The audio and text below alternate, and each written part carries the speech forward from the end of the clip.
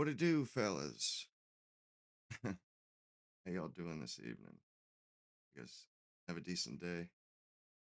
Almost there, man. One more, one more day left in the week, fellas. What? Does 1 second. It's so weird. Why the hell is the Oh, that's why. Wondering why. Sorry, Robbie. Let me get the night bot off. Let me get that night bot off your back. Sorry about that.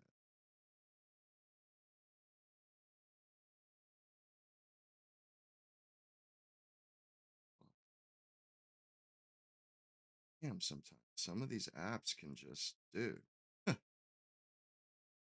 Like to go live on X, it takes like 5 minutes to set it up and post the bitch. It's incredible. Every other app, literally one button press starts. But X, no. You got to go through this rigmarole. It's such a bullshit. Let's see, Robbie. Actually, I was watching earlier today. I was watching that Pierce Morgan show from don't know what day exactly it was. All right, I added you, Robbie. The Nightbot won't fuck with you anymore. It was a Pierce Morgan episode with that piece of shit Alan Dershowitz. That dude is scum, man. Like, evil, evil. Yeah, and it's not. I can handle scum. Scum. You know what I mean? Like that shit is a regular occurrence in life. You deal with these scumbags. You deal with people that you wish you didn't have to deal with, but we do, whether we like it or not. And Alan Dershowitz, he's one of those guys that he's not just scum because he's clever too. You see, he's not a dumbass. The dude is he's extremely linguistically gifted. The guy knows how to argue. I mean, nobody can say he doesn't. Dude's, but that makes him all the more. Oh, volume seems low. All right, let me see what. Okay, it is a little bit low actually. All right, is that better? That sounds better for me. Yeah, Alan. I mean, Allison. Alan. Oh, what's up, cousin? I didn't even realize that was you. Yeah, I know he was on the island. Dude is filth, man. Oh, I kept my boxers on. Like, okay, whatever you say, bro. He should be in prison, though. He should be sitting the last few years of this insignificant life should be spent in prison. The guy's he's not a good person. Uh, this shit on Pierce Morgan, what? Like, whoa. But it's so insidious because the guy is gifted when it comes to persuasion. The guy is gifted, genuinely. Now, I don't agree with the son of a bitch, meetings. but I'm not going to sit here and lie and Miss say Summer, the guy welcome back to is Uncensored. not good at persuasion. Because I see him head to head with Joe Kent and Pierce Morgan, and the dude still. And they know Alan Dershowitz is not a moron. They know the guy's not an idiot. They know that if they're going to bring him on, they better find literally the best guy out there to argue the the negative. I mean, if Dershowitz is arguing the affirmative that yes, this war has been good for America, Israel is good for America, we overwhelmingly benefit. It's a mutually beneficial relationship. And you know what I say to that? If it was so obviously a mutually beneficial state or relationship, you would never have to say that. It would go without saying. If a country is obviously and just plain to see they're a benefit or it's a mutually beneficial relationship, nobody would even waste one breath on saying that. Why would you do such a thing? If that was moot, if everybody already was on that page, why would you be saying it? So it strikes me that anytime somebody says, "Oh, it's a mutually beneficial relationship," the fact that they're saying that discounts the argument altogether. Because if that was the case, they wouldn't be having to argue it. They had that benefit in years past. They did. They were given preferential and prestigious benefit of the doubt, and just people would buy into what the shit they say. Now people don't want to buy into that shit. It's obviously not like we don't get dick from that Alan country. Dershowitz, he announced We don't get this anything week from that them. he's Not that I can see. We just get screwed. His life, calling Democrats the most But this anti-Israel is, party in the history of the let me United say, States. this is a fucking masterclass on how to filibuster, on how to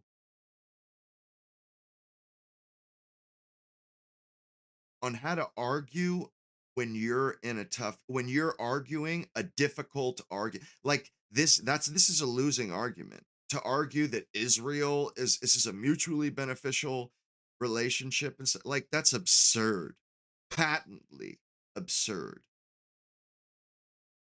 But this guy, he's able to like put a in put up a resistance so that your arguments or Joe Kent and Pierce's arguments on the whole, or at least for the most part, come up and come off as ineffectual. You have to already have your own opinion on the issue. Like if you have to already be agreeing with Joe Kent and Pierce Morgan to come away with, oh, they won that. Because they didn't win this shit. And that's so sad. I've been trying to rack in my brain, how could I defeat this fucking slimy tub of jello and Joe Kent, a Gold Star husband and retired Green Beret, resigned as director of the National Counterterrorism Center over Israel's influence on the Iran war. And both Alan Dershowitz and Joe Kent join me now. Well, welcome to both of you. Alan, I never thought I'd have the potential to introduce you as a Republican, but here we are. Why do you feel so strongly about this? He's not. You have he even says renounced your democratic faith and gone to the other side. Well, the polls show that the vast majority of Democrats of every age oppose Israel. They have elected a congresswoman from New Jersey who is virulently anti-Israel. They may be nominating a Senate candidate. You hear that now? Virulently anti-Israel. Bro, can you be virulently anti national government? Like, if you're criticizing a foreign government, would you use the adjective virulent? Because we're talking about politics here. We're not talking about interpersonal dynamics like hating a people. We're talking about policies, politics. That's not something that you can virulently be again. Like, it's ridiculous. We're talking about an argument, an opinion, for the most part. When he says anti-Israel, that's a fucking opinion. Like that's a point of view. And this guy, he makes it seem like they're like anti-human or anti-Semites or something. But he doesn't say anti. That's what I mean. This motherfucker, he may be old as dirt, but the dude is damn good at persuasion, at dialogue, especially combative dialogue. And who campaigns with a neo-Nazi who basically is a Hitler supporter. And as you say, even Rahm Emanuel has now said that the Democrats should stop and the United States government should reorganize its relationship with Israel and treat it like any other ally. And in light of what's going on university campuses, the uptick of anti-Semitism around the world, I just can't be associated with a political party that has become part of No, the that's not. anti-Israel, No, no, no, no, no. anti-Jewish trend. It's not that because of their values that he can't be a part of their party. No, it's because of their values. They can't support a murderous government. Do you see how the dialogue and the rhetoric is used? This is, bro, this this shit is so cloaked. This guy has a stiletto in his mouth and he will slip it silently into your jugular. This is how these people have ruled. This is why these people are so they're so they produce, they get shit done. Like, these aren't slouches. These people accomplish goals by hook or by crook. Love it, love it or hate it. You got to give it up to them. They get they get what they want.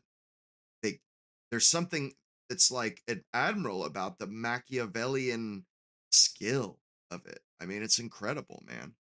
And this guy is literally one of their I would say top two I think this guy is their best rhetorical advocate. Pretty sure Ben Shapiro comes off to me as like a fucking elementary school child, like a child in elementary school compared to Alan Dershowitz.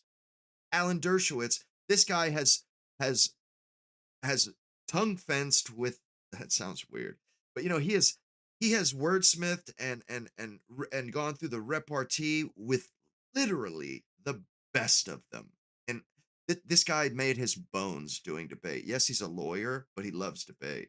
And around the world I and in the can't say United how States. how much I Although admire I that. support many of the Democratic domestic policies, I will vote and work hard to make sure that the Republicans maintain control over the House, the Senate, and the presidency to avoid the United States from moving the way many European countries have moved, away from Israel, away from support for Western values, and in support for radical left-wing values. Look, if I could have registered as a Republican with a little asterisk saying I'm basically a foreign policy Republican, I'm still a domestic Democrat, You see what I mean? that, but he's not a Republican. That choice is not available. You see, and this is what Nick Fuentes, he was very prescient about this stuff. These people, they're not Americans. They're not Republicans. They're not Democrats, and they're not independents. They are Jays. They are fucking Jays. They don't, none of this other shit matters to them. You see what, you see, he's dead on. Nick has put his finger directly on the pulse. I mean, he's really, I mean, the dude has an excellent clarity of mind. Consistent with my values, I want to quote Ronald Reagan. I haven't left the Democratic Party. The Democratic Party has left me, and I believe is quickly leaving America. And that's why I am going to work against the Democratic Party, particularly at a time when anti-Semitism and anti-Israelism is increasing around the world. Bro, anti-Israelism? That's so ridiculous, bro. Like, anti-Israelism. It's just,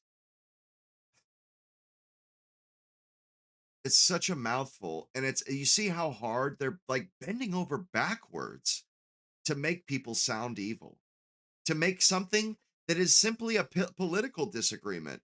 They're trying to make, like, not even a bad one. People are against Israel, just like they're against, some people are against Russia, some people are against China, some people are against Iran, this fucking jerk off for one. But nobody makes it, but he's so skilled at the anti-Semitism grift. So he doesn't even need to say anti-Semitism to make you sound like a fucking murderer. That so many Americans are pro-Palestinian. Let's be very clear. Very few people really are pro-Palestinian. They're anti-Israel. If they were pro-Palestinian, they would also be... Bro, that is such fucking bullshit, man. Nobody gives a shit. This is something that I have a problem with these people. Bro, they have a fucking messiah complex. They think the whole goddamn world revolves around them. They think it starts and stops with them. And he does too. This whole thing, he's like, he just interrupts. He thinks this show is for him. He thinks everything is about him. And that's how all of them think. Israel thinks they're the center of the fucking globe, that everybody, all eyes are on Israel. It's not so. Supporting the Kurds, the Uyghurs, they would be supporting the Sudanese, they would be supporting the Ukrainians. You don't have demonstrations on university campuses in favor of these other oppressed groups, only for the Palestinians, not because of who they are, but because of who allegedly oppresses them. That's such bullshit.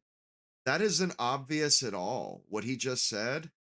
That's not obvious, and he's like making ipsedixit statement there, like just saying it and as if it's gospel truth, just stating it.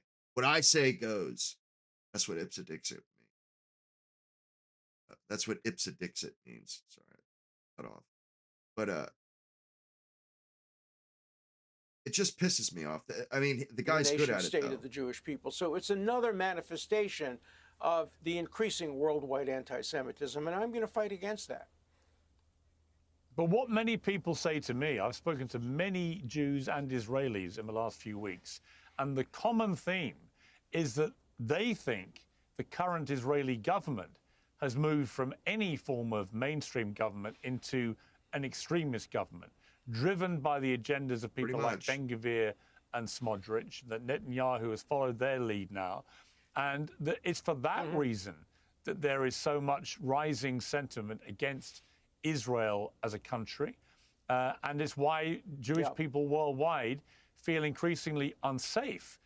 A lot of them actually blame the Netanyahu government for this with their actions. What do you say to that?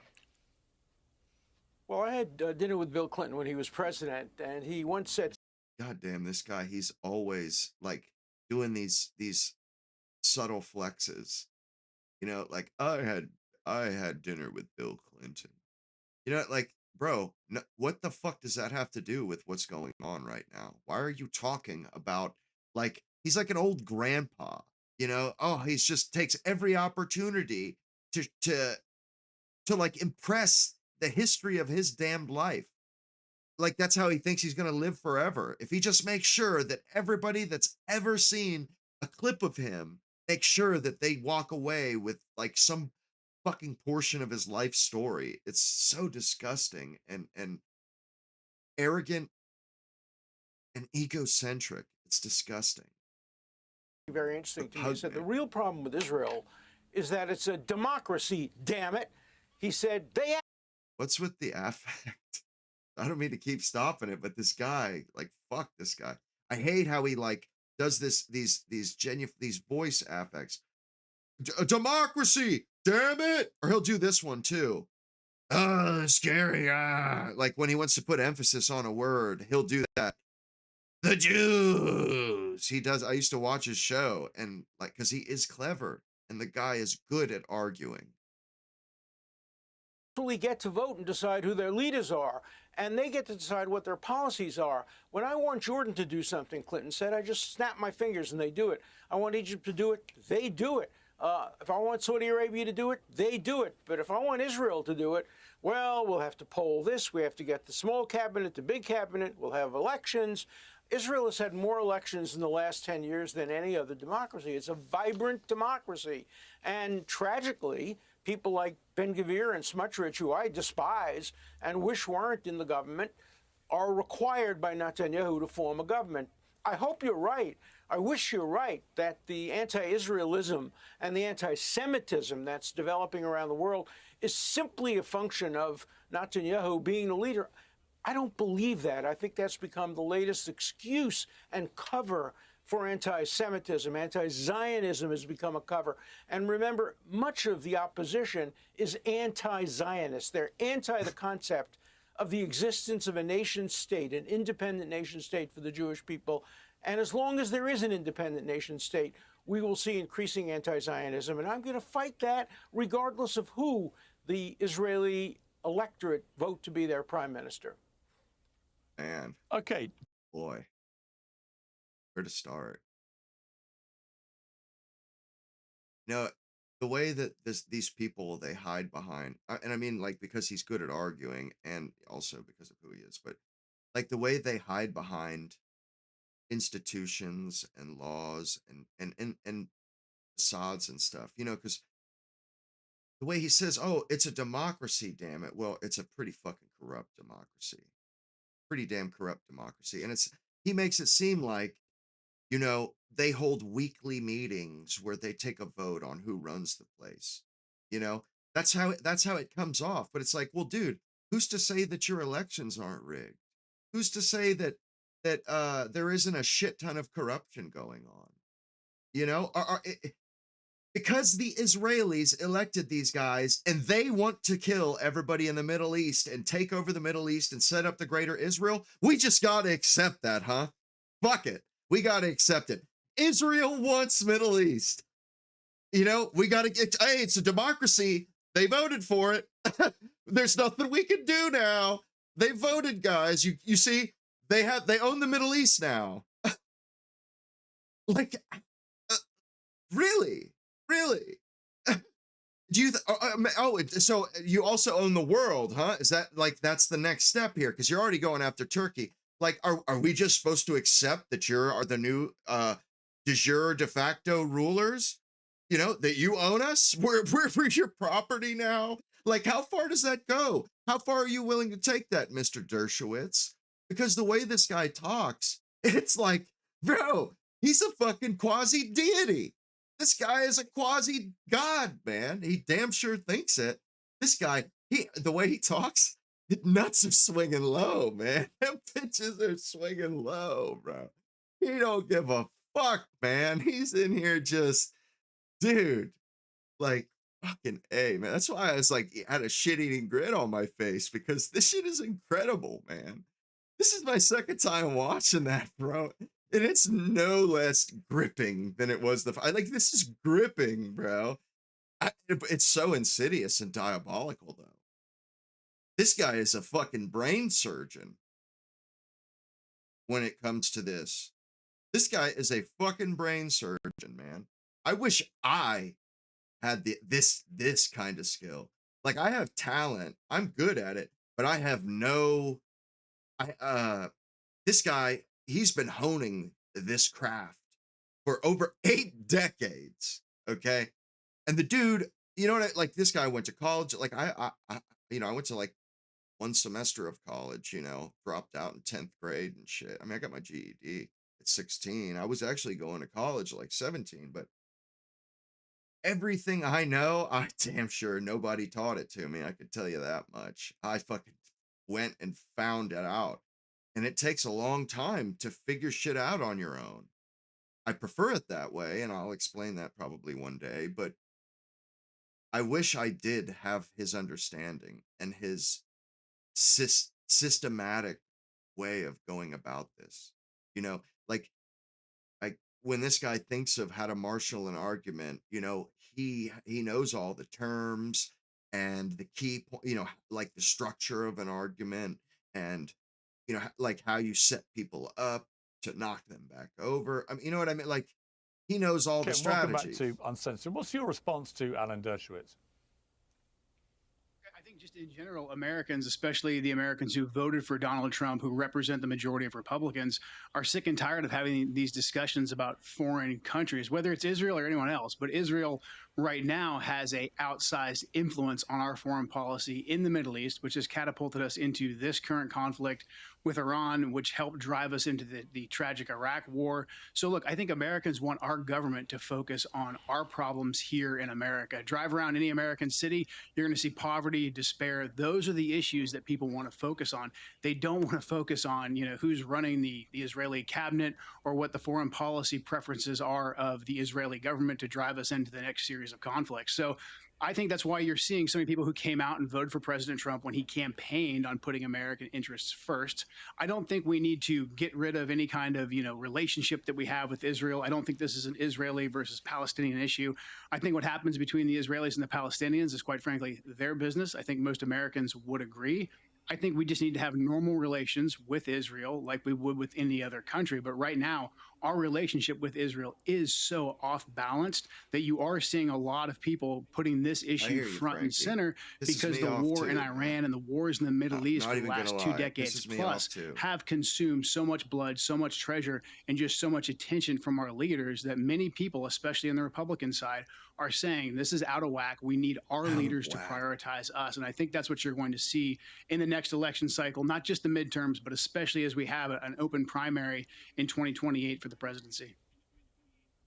I don't disagree with that. Let me make one correction. Let me make one correction, please. Just bro, he owns Israel. As far as Dershowitz is concerned, this is his fucking show, and he's in control. Fuck you, Pierce. Shut your goddamn mouth. I'm speaking, asshole. I mean, am I out of line here? Or is that how it comes off to y'all too? This shit is so repugnant. So repugnant. But yeah, I'm right there with you, Frankie. I mean, the shit drives me insane too, man. But it's reality, bro. And we gotta contend with it. The Iraq War. I know that. I was in the office of Prime Minister Sharon when he personally told me that he had spoken to President Bush and had urged him not to send American troops into Iraq. Israel was opposed to the Iraq War. It is in favor of trying to get regime change in Iran because Iran is existential. You talking about me, Brandon? Or are you talking about him? Threatening the existence of Israel. But when it comes to Iraq, that's very, very different. And Israel has been a great ally. Let me, before he moves on, you hear what he just said?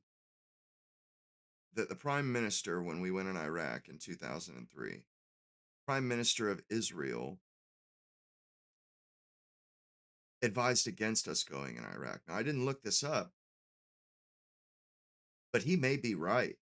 And really, can anybody in here think of a way to disprove him on the spot right now? That was a fucking very, very skilled parry. He just deflected half of that whole argument. Half of, boom, out the window, pretty much. Because most people ain't gonna look that shit up. A lot of people are just gonna take what he said at face value. Never mind the fact that Netanyahu came to our Congress and advocated for us to fight these wars for decades. But he could still say Netanyahu was doing that as a private citizen or a private person. I don't think he was a prime minister when he was doing some of that. So this argument is basically, there is a tiny, the argument against Israel is like so smooth. I mean, it's like perfect. It's like a fucking mirror, but there's one little scratch in the mirror or chink in the mirror that's something to hang on to. It's something to grip or they can hang their hat on it. He takes that fucking tiny little speck of an argument, and he stretches it out like taffy. He fucking hammers that shit out like gold fucking flake, man. You can make like 100 square feet of gold fucking foil with like the tiniest bit of gold because it hammers out so flat, and it will, like, it's a foil. They put it in paint and shit. That's what this guy does. He takes this fucking paper thin bit of doubt and then stretches it into this incredibly enormous facade that he's able to hide all and launder all this evil shit and all this like underhanded, crooked, like the worst laws, the worst things about human beings and in politics. This guy, he is like the apex, culmination You know, there's gotta be, like, the fact that he was with Epstein, it's not a coincidence that this guy is so good at this kind of arguing, and that this guy, like, he's trained, man. He's trained like nobody is trained. That's what I'm saying here. There's like some shadowy, maybe there he's in like a Freemasons type thing, you know, some situation like that. But they have knowledge that we're not privy to. They don't teach this.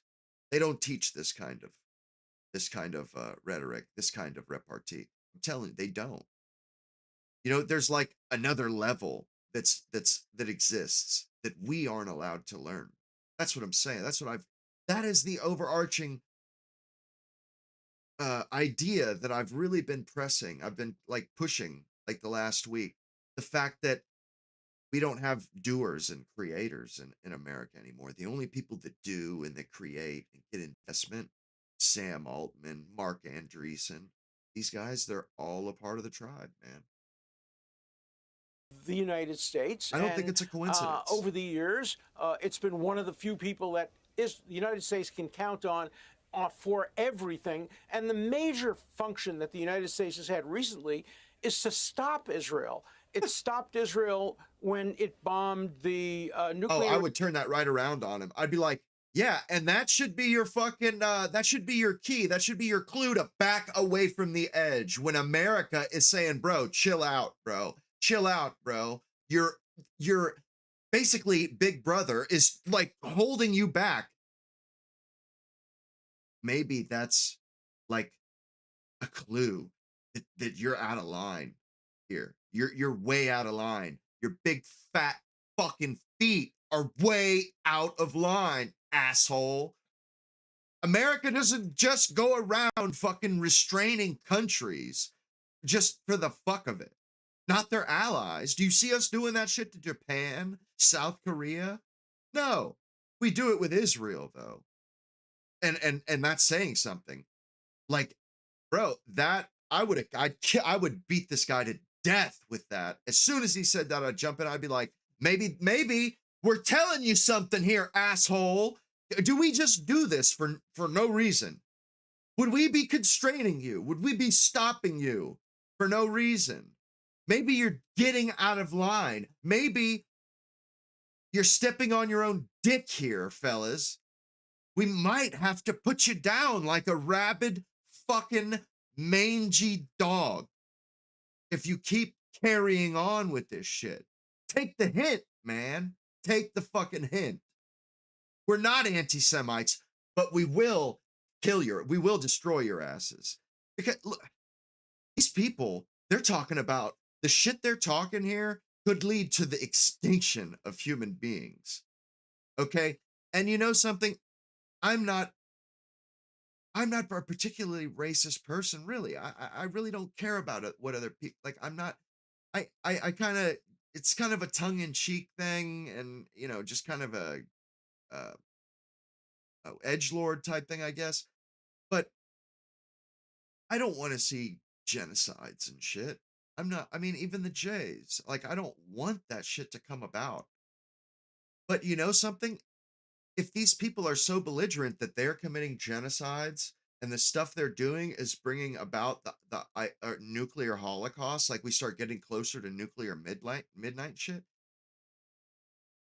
the question of right and wrong becomes very obfuscated. It becomes not so cut and dry. Is it more righteous and just to allow 9 million people to just ethnically cleanse a whole region of the world, an ancient region of the world, to just start murdering other nations, to start stealing, and they just start stealing, and then they start bringing about a situation that may lead to all of our destruction, a complete destruction. Is it right to let them continue doing that? Like what we did to Germany, because of what happened to what the Germany did to the Jays. Does that mean that we're not that we wouldn't be righteous and just to wipe them off get a Carthaginian peace out of them? Is that wrong? Because we're talking about right and wrong here. We're talking about whether or not the human species even continues. That shit is in question because of these people. It is in question, whether we like it or not. It is in question. Bro, we're staring down the barrel. If you get down to brass tacks, that is the long and the short of it. Yeah, these guys are talking about like, and they're trying. This is chicken. They're playing chicken here. They're basically saying we're taking over, or everybody's gonna end up dead. Either you let us take over, or we'll just end up, we'll cause a nuclear holocaust. They're fucking blackmailing us. And it's like, at what point do they earn a final solution, or do they earn a Nazi treatment, a World War II Nazi Germany treatment, a Dresden treatment, where we just turn the whole fucking place into glass, just moonscape it out, make it well, if we couldn't make it uninhabitable, it is Jerusalem and shit. I mean, if we had to, though, is Jerusalem worth the human race? Are Israelis worth the human race? You know, like, this is when the rubber meets the road here, fellas. This is when philosophy and right and truly right and wrong, this is when real hard questions, and these sons of bitches, they're using that as a weapon, as a cudgel. They're making us, that's why they're getting away with what they're doing. Because nobody wants to bring about the end of human beings. China doesn't want it. Russia doesn't want it. They just want to get along and make their money. Build their civilization out. Build it out. These people want to take shit from it. They want to take over.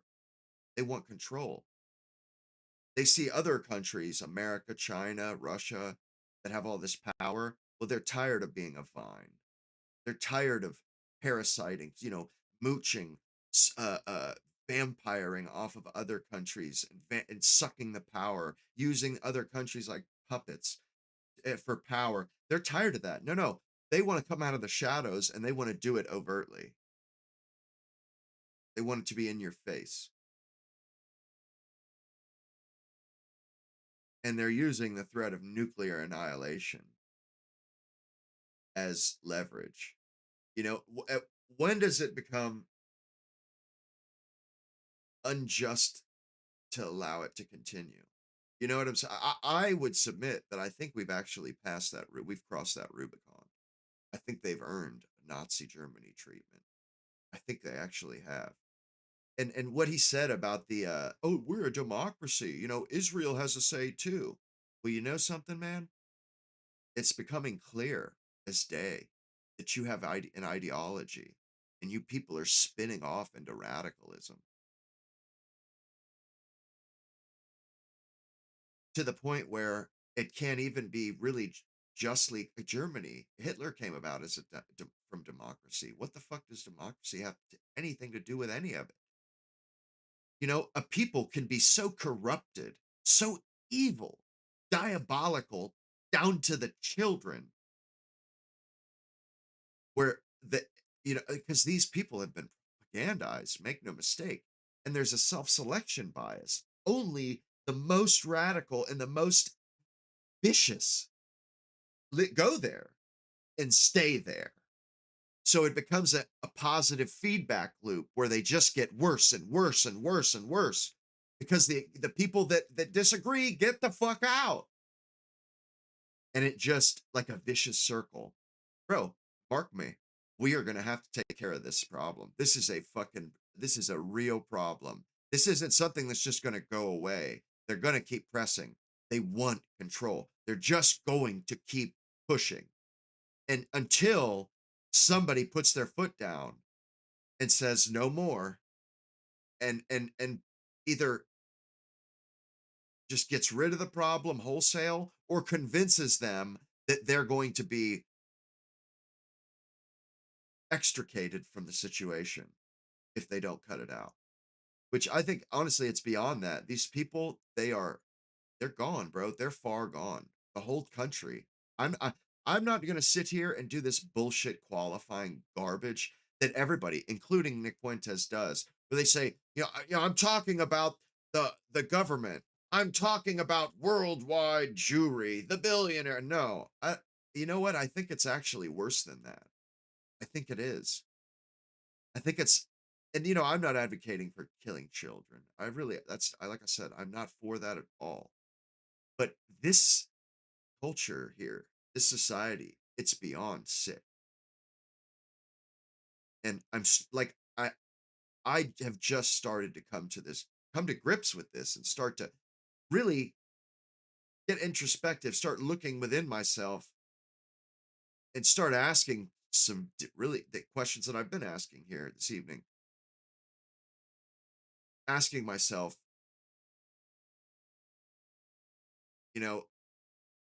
is it like, do they earned the Nazi Germany treatment, where we salt the earth?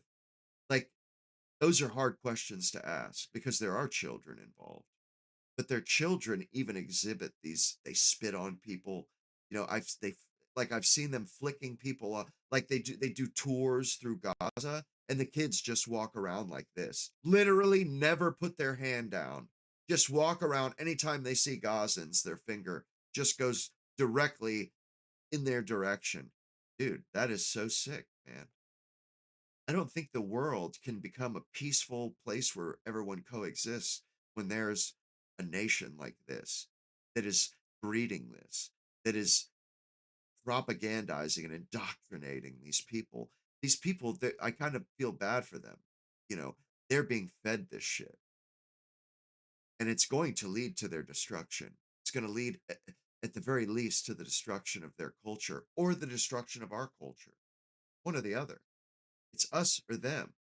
You see this Israelism, this bullshit where, the whole world is adopting these rules, these laws. Bro, this is world domination in the early stages. I don't think people have really come to grips with that, but this is what world domination looks like. This is what ambitions and ambitions to dominate the world. This is what it looks like. And it seems absurd, 9 million people, but my dudes, it can be done, man. Today, in this day and age, it can be done in any age. Told Israel it has to stop. Israel wanted to continue.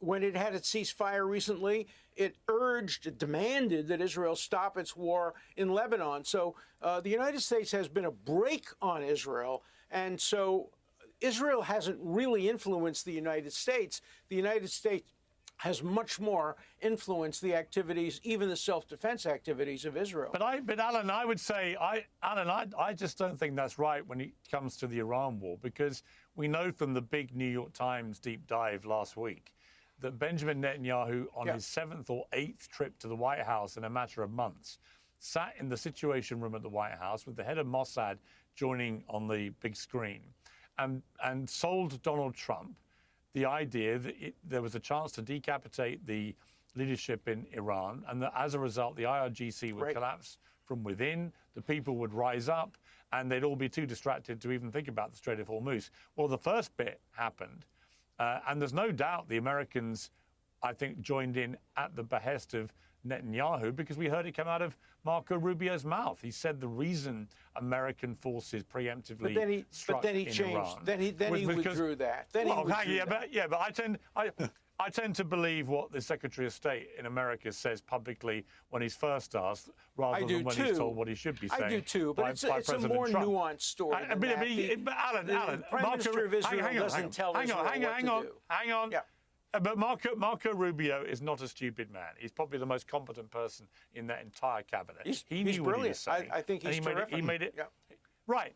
So we're all agreed he's brilliant. So a brilliant man does not say the opposite of what he actually believes. And he said to us clearly on camera that America preemptively struck in Iran because Israel had told them that they were going to attack Iran, and they knew that if that happened, Iran would attack American interests. So they got in first. Then that's a question of timing. When there was that's a question furore. of timing. Yeah, but it's also No, a I question agree of with you who that is pulling the timing was strings. determined. It's a question of who's. Well, Yeah. it's But it's also about but, who's pulling that's the the strings. oldest. That's the oldest anti-Semitic trope in history, that Israel's pulling, Oh, that come the off it, Jews are Alan. pulling the strings. Come off it. Nobody tells Trump what to do. Trump decides what to do. What Israel said and what the United States together said is, we have intelligence that all these people are meeting in the same place, so this is the time to do it.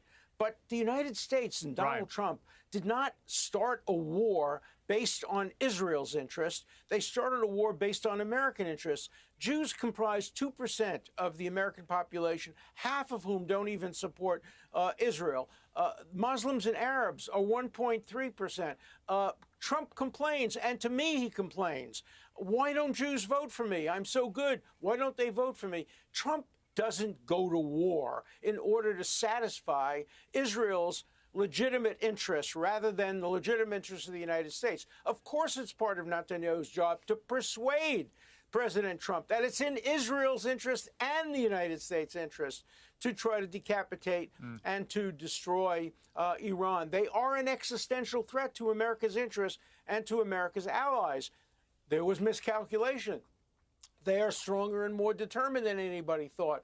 And the Gulf of Hormuz, by the way, the answer to the Gulf of Hormuz is that there have to be ways of circumventing the Gulf of Hormuz and of having an oil supply. We cannot end this war allowing Iran to maintain control over what is now an important waterway. It should cease to be an important waterway, which is why I have urged right from the beginning that the United States must control the straits and say to Iran, look, either everybody goes through or no one goes through. That was the message I sent in my op-ed. That's what I told people in the White House. Iran can't be in control. And the end of this war may be that the Gulf of Hormuz will be closed to everybody, and we'll have to figure out other ways of getting the oil to Asia. That will be a good thing.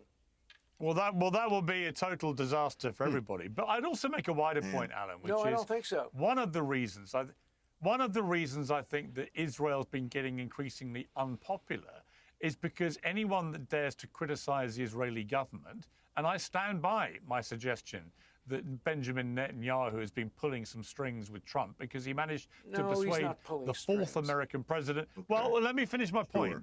And I think I should be allowed to use that phrase.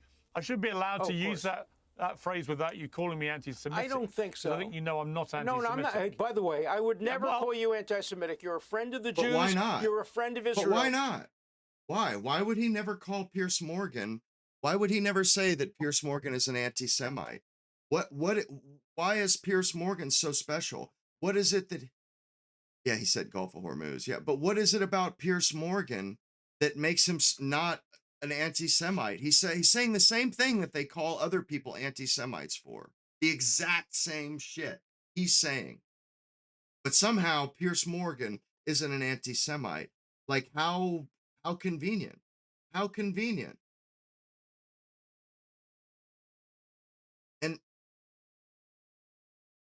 like the way it's Netanyahu's job to persuade the president. What fucking world is that Netanyahu's job? Netanyahu is the damn prime minister of Israel. His job is to take care of Israel. Like, it's not to persuade American presidents to go to war. And like, he's so flippant about going to war. Like, they're a little bit stronger than everybody thought, and they can't be allowed to have control of the Strait of Hormuz. Who says, bro? Who says? How are you going to stop them?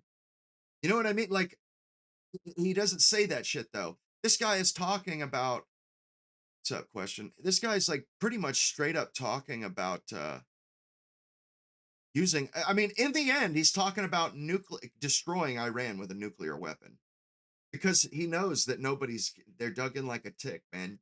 We ain't getting them out of there. We are not getting them out of there unless we want to lay waste to them, unless we want to just wipe them out, man, women, and children, wipe out their fucking dogs, their animals, everything. Their men, women, children, and animals, just boop, wipe them right off the face of the planet. That's what he's talking about. In no circumstances, he says, can they be allowed to control the Strait of Hormuz. Why is that?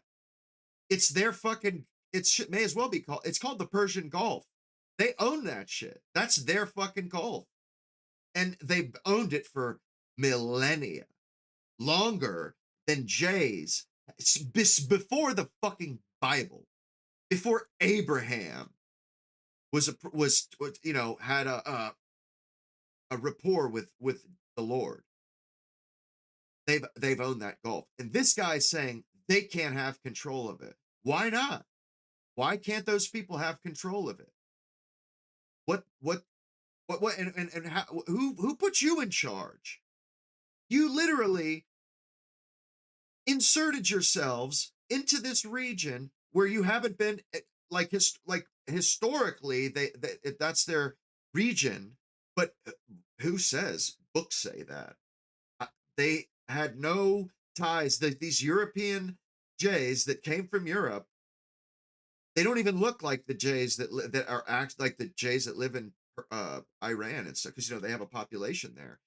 Although Israel doesn't want you to know that they have a population of Jays and Christians that get along just fine, get along better than the Arabs and the Christians in Israel get along. You know, like, and that's, my whole life I thought that they didn't allow that they didn't allow Jews to live there. Pretty much, that's the way I mean, I come to find out they're a hell of a lot more liberal than even I thought. I've been so propagandized. I thought that they like threw Christians and Jays off of a building. But you know, Muslims, it actually is kind of a peaceful religion, as peaceful as Christianity, pretty much. At least in modernity, they've mellowed out big time. You know, they've come to the light with capitalism. But these, now all of a sudden, they've become the bloodthirsty, vicious religion that will stop at nothing. What I'm telling you is something historical, that the phrase pulling the strings is a trope, and it shouldn't be used. And I wish you would use other terms. Put pressure, that's fine. Oh, you can say, bro, the gall. Did you hear that? Did you hear that, bro? You can say put pressure, that's fine. Bro, this is dire. This is not a joke, man. This is not a joke, bro. The fact that this dude feels comfortable enough to tell people what they can and can't say, these people think they have control of the planet. They think they're this far away. They can do this. I've never seen this kind of, you see, look at Joe Kent's face. Look at his face. He can't fucking believe it. He's like, listen to this listen to this fucking jabron over here. Like, look at that face, man. He's got, bro, I should make a meme at it. I should fucking clip that shit and throw it up right now on X, bro. Because, and put it right up there with Dershowitz with his verklempt, his verklempt look. You know, he just looks like he's constipated. He's verklempt. Like butter. He's like butter. Seriously though, did you hear, like, bro, that scares the ever-loving shit out of me. The fact that this guy just said, you can say putting pressure, but you can't say pulling strings.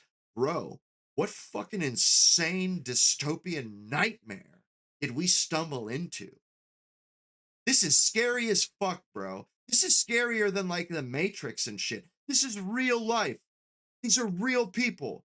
This isn't a simulation. Like, these people, bro, from this dude's attitude and behavior right here, bro, I'm starting to think that it's already too fucking late, man. Like, it's already too late, bro. They headed us off at the pass, man. We're running for the slowly closing door, trying to escape the evil supervillain's lair. You know, it's a self-destruct sequence. We're running for the door, and we do the fucking baseball fucking MLB slide to get under that door. But it shuts right before we get there. The fucking doors close behind us. That's what bro, that is what I take away from just what that dude just said. Just that. That's not a good sign, bro. because this guy, believe it or not, is an Epstein class fellow. This guy's in the Epstein class, and he's talking like you have to get his permission to speak. That's fucking scary, man. That is so fucking scary, bro. I think that's probably the scariest thing I've ever heard in my life, Brett. Like the implications of what just slipped out of this son of a bitch's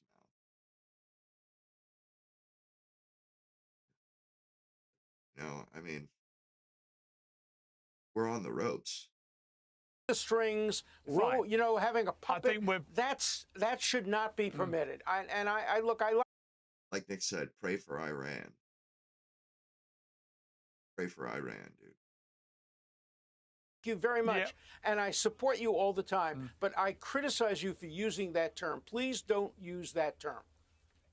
It's historic. No, it depends reminds if people are too actually, much. It depends of what other people who have different motives would say.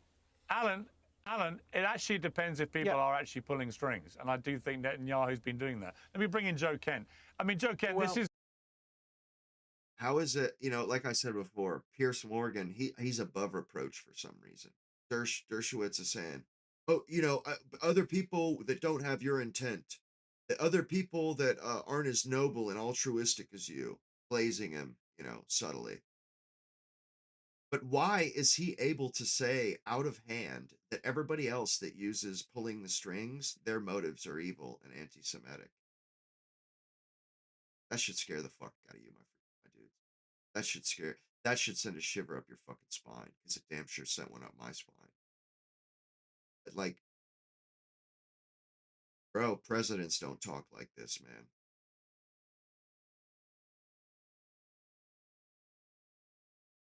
One of the more unsavory. Well, I'll use the term I feel is appropriate. Joe Kent, I mean, this idea that you can't criticize use phrases, terms. And I'll criticize you for it. You can say what you want, and I can say what I want. That's what the open marketplace of ideas. No shit, dude. Why are you saying that? As if, that's your job or something. As if you're just this almighty paragon of nobility and morality and virtue. Like, bro, you went to fucking Epstein's Island and got fucking massages with boxers on from underage girls, motherfucker. Okay, you can't be put in jail because nobody has proof, but that doesn't, you are far from the paragon of virtue and morality, or even fucking you are the evil, the disgusting, the vile, the shady, shadowy, cloak and dagger, disgusting human being that you are. That's what you are, bro. So who the fuck gave you, where did you get this fucking station that you can tell people what they can and cannot say? What cliches, what terms and analogies and phrases, manners of speech that they can use to marshal their argument, to communicate their opinions? Where do you get off? Like this fucking Israelism, this Holocaust fucking religion. They obviously they wield a tremendous amount of power, and they know it too. They know it too. That's the problem. And it is giving them they have like an aura of superiority, an aura of nobility. Like they're just our superiors. We're their inferiors. They will tell us what we're allowed to speak, what the words we're allowed to use, the topics that he is so generously allowing us to use. What a generous man this guy is. He's allowing us the privilege to speak our minds, allowing us the privilege to nibble around the edges and just offer a little bit of healthy criticism. He doesn't have to, after all.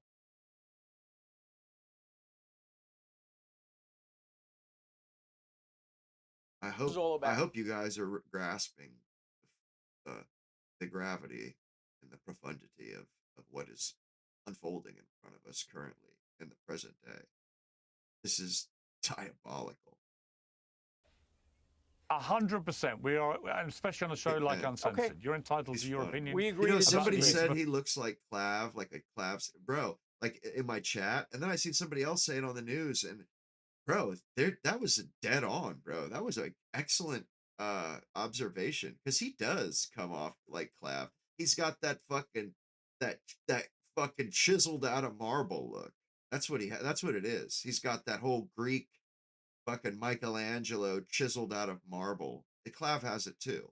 You know, where their dimples are even perfect and like everything about their face is like fucking just like, you know, it's it's fucking it's beautiful. I'll just go out. I'll just say it.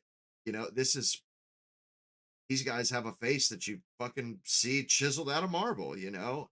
Like and when people say this guy looks like Clav, what they're saying is these guys are beautiful, but people don't want to be smeared or be thought of as gay. And you see, I've said this before too. That's one of the problems with our society. You know, like we allow these people to play such a big role in our society that people that don't want to be suspected of homosexuality must do qualifying language like no homo and all this, you know, qualifying sentences. Oh, you know, just so everybody understands. I just want to be clear. And you know something? I'm done with that shit. And I don't give a fuck what anybody thinks about it either. I don't give a fuck. I'm done with that shit. Like, you know something? When somebody says dude looks like Clav, they're saying the guy's beautiful. The guy's attractive. He's a good looking man. The guy is objectively. Alan Dershowitz and Pierce Morgan, they're disgusting. They look like just Jabba the Hutt and Yoda. You know, like straight up, dude.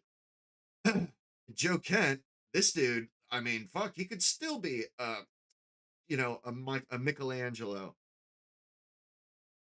You know, like fuck, man, his hair, the guy's like 50, bro, and his hair is like perfectly coiffed. His coiffure, you know, it's perfect. Thick as fucking any hair I've ever seen. You know, like how the fuck this dude hit the genetic fucking jackpot, man, the lottery. And obviously he's a quite intelligent guy. He was in special forces and shit. You know, you know, I have some admiration for him, but he's not perfect by any stretch. Okay. I'm entitled to it too. Yeah, Joe Kent. That's right. You know, I do believe that there's been enormous pressure, Joe Kent, from Benjamin Netanyahu. You know, you see the body language too. Look at Dershowitz. Look at him. He's got his arms crossed. You know that he's in a defensive. He's on the back foot right there. He doesn't. He's. I'm a little. I'm a little clam. I'm all clammed up and upset. With those beady ass. Look at them eyes, bro. Them shits are beady as all get out. Oh man, this guy is a straight up trope and a half, isn't he? Look at this fucking dude. This guy straight out of a fucking nightmare or a horror movie. Like for real though, dudes. This guy looks, I mean, bro, that could be a fucking horror movie villain right there. Am I wrong though? Bro, that's the stuff of nightmares. That shit right there. Like imagine it. This guy just needs the Freddy Krueger fucking blades on his fingertips, and that would be Freddy fucking Krueger right there. Biggity bam. Pretty as you please, you know? To literally. But he's all butthurt, and he's got, I mean, I pay attention to body language. He's on his back foot. But you know, that was still a good argument he marshaled because there's no easy answer for him. You know, there's no silver bullet. He's in a difficult spot to argue this. But it's a testament to the dude's skill that he still didn't really come out like with a clear loss. Nobody can clearly say that he lost there. Nobody can really nail him to the wall. You know, he's like Jello. He is on the back foot, but he's so skilled at this that even when you have him on the ropes, you have to be like to checkmate this son of a bitch. Boy, you got to dot your I's, you got to cross your T's, and you got to know your shit. And you have to know what you're doing, and you have to stick it. And just nail him to the fucking wall, you know, and it takes multiple nails to do it, you know, because he's so good at parrying and deflecting that you have to be right there, and you know, you have to take advantage of the tempo too. Timing is very key here. When you know, because you can say something with shit timing and it totally falls flat. But if you had said the exact same thing quick and have it at hand at perfect timing, you know, as soon as Dershowitz says something and you come in with a witty quip, you come in with that and lay it down at the right time, it's devastating. I mean, it can, because right now the guy is a lawyer and you're dealing. This is persuasion. He's trying to persuade a jury. We are the jury. He's trying to do that persuasion. And a quip can totally sour and queer the jury on him. Just totally, you know, where they turn off. They're like, this guy's a piece of shit. This guy's a crook. And they'll walk away. He's lost the argument. But he is so clever at, at obfuscating, at parrying and deflecting that people, us, the audience, there's nothing. He doesn't leave anything on the bone. Nothing to hang, nothing for his opponents to hang their hat on. Because we desperately want to chalk up a loss for this scumbag, do we not? Absolutely. I wish the guy was not this skilled, but he is. We so desperately want the kill shot, the coup de grace. These two guys, they haven't got it. They don't have it. But I mean, I don't think they're intelligent enough to come off with that. But we're desperately hoping that there's something to hang our hat on. But he's clever as sin, dude. I mean, and that's an apt way to put it what too. America would do, and I think he did it. He tried to do it with Obama. He tried to do it with Joe Biden, and he failed. We know that from Antony Blinken, who told us that he tried, and both times the American president said, "I'm not coming with you if you attack Iran," and Israel did not attack Iran in either eventuality. So we know that here he found a president that would go along with it, and it's turned into, I think, a bit of. That was worded wrong. He found a president that would go along with it. I doubt that. Pretty sure that they inserted a president that would go along with it. You know what I'm saying? I don't think they found a president. That's not how the you know, you need context to really understand what's going on here. But found, no, that's not the right one. I wouldn't have put it that way. Disaster here. What is your reading of that?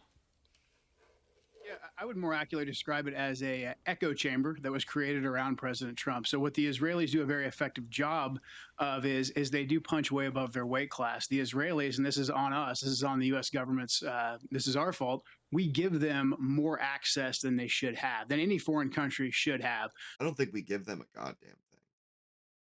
I don't think we give them a motherfucking thing, man. I think they get what they want.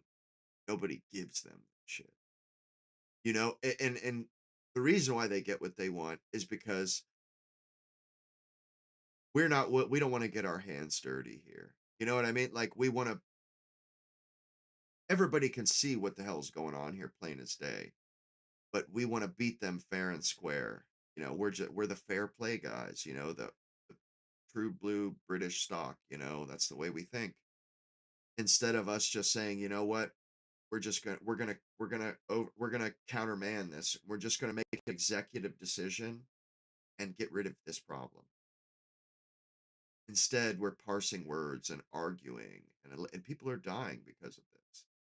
Our country isn't ours. We don't have our sovereignty over our country anymore because of this. You know, maybe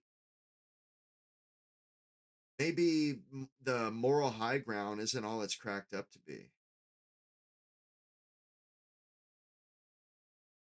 What I witnessed over the last year was official engagements from members of Benjamin Netanyahu's government, the Israeli government, come and have official engagements with members of our government. and say things like Iran can't have any enrichment. The policy has to be zero enrichment, when in fact President Trump had just said the policy was no nuclear weapon. And you'll see President Trump echo that in his talking points now.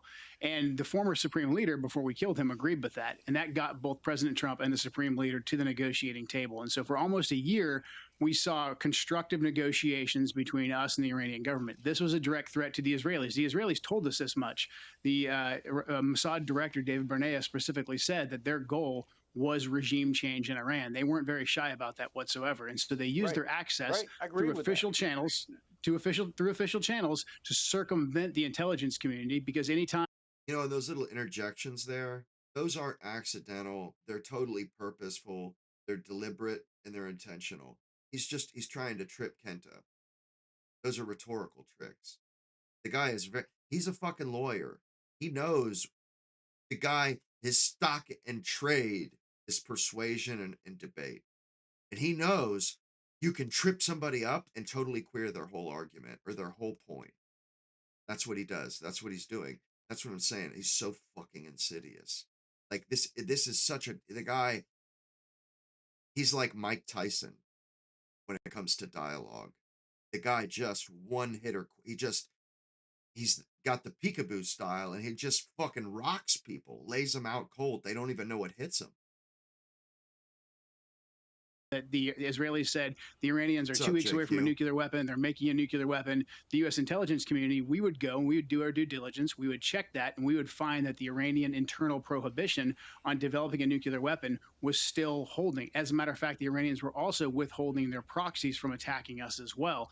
That's what the U.S. intelligence community agreed on. DNI Gabbard testified to that publicly twice in front of Congress. The Israelis, though, used their influence to circumvent the intelligence channels, and then they also had their surrogates within the media come and echo to President Trump via Fox News, the Wall Street Journal, the Foundation for the Defense of Democracies, and say, hey, the red line is zero enrichment. And they said it enough, they made it repetitive enough through multiple avenues that President Trump was led to believe that his red line has to be zero enrichment. To take the issue off the table, we conducted Midnight Hammer. We totally obliterated their ability to enhance and enrich uranium. But then the Israelis came right back and said, hey, no, there's still more uranium there. You have to go in and physically get it. You have to control it, because the goal for the Israelis at that point was still regime change. And so they used their outsized influence on our government to drive this war. And when they thought they weren't going to get the war, they then said, we're going to go in, we're going to conduct attacks against the Iranians. We're going to target their supreme leader, which we knew from studying the intelligence and Iranian doctrine over the last several decades would result in the Iranians then attacking our bases in the region. So Marco Rubio is 100% accurate when he said there was no imminent attack against us being planned by the Iranians. The only thing that was imminent was the Israelis conducting that attack. That drove us into this conflict. And that should make every American take pause and think, what is our relationship with this country of Israel? Why are we letting them drive us into yet another war in the Middle East? How vital is it that we have control over the Straits of the Hormuz? I'll just read. But also, I mean, Alan, before you respond, Alan, hang on 1 second. Sure. Hang on, but before you respond, I want to play. I think it's a good time to play the Rahm Emanuel comments on the Bill Maher show on Friday, which were very interesting about why he believes America should no longer subsidize Israel militarily. Let's take a look at this. We don't subsidize Great Britain buying weapons. We don't supply or financial assistance to Japan. Israel's a very wealthy nation. There should be no more taxpayer support for what they want to do. And they get the same deal that any one of our allies do. They have to abide by the laws of the United States if they're going to buy X weapons. And that's how it should be constructed. Jake's point, and I agree with this, is the Prime Minister went to this president like he's gone to 4 other presidents. And every one of the other presidents said, not a chance are we doing that because the equities are not worth it. This president bought it. He has responsibility as a commander-in-chief, and I think he made a big mistake for it. Do you disagree with Rahm Emanuel? Not greatly. Not greatly. The United States told Menachem Begin not to attack the Iraq nuclear reactor. They told Ehud Olmert not to attack the Syrian nuclear reactor. In both cases, Israel decided what was best for its own interest. As Olmert told Bush, I am the president, I am the prime minister of Israel. You're the president of the United States. You do what's best for your country. I do what's best for my country.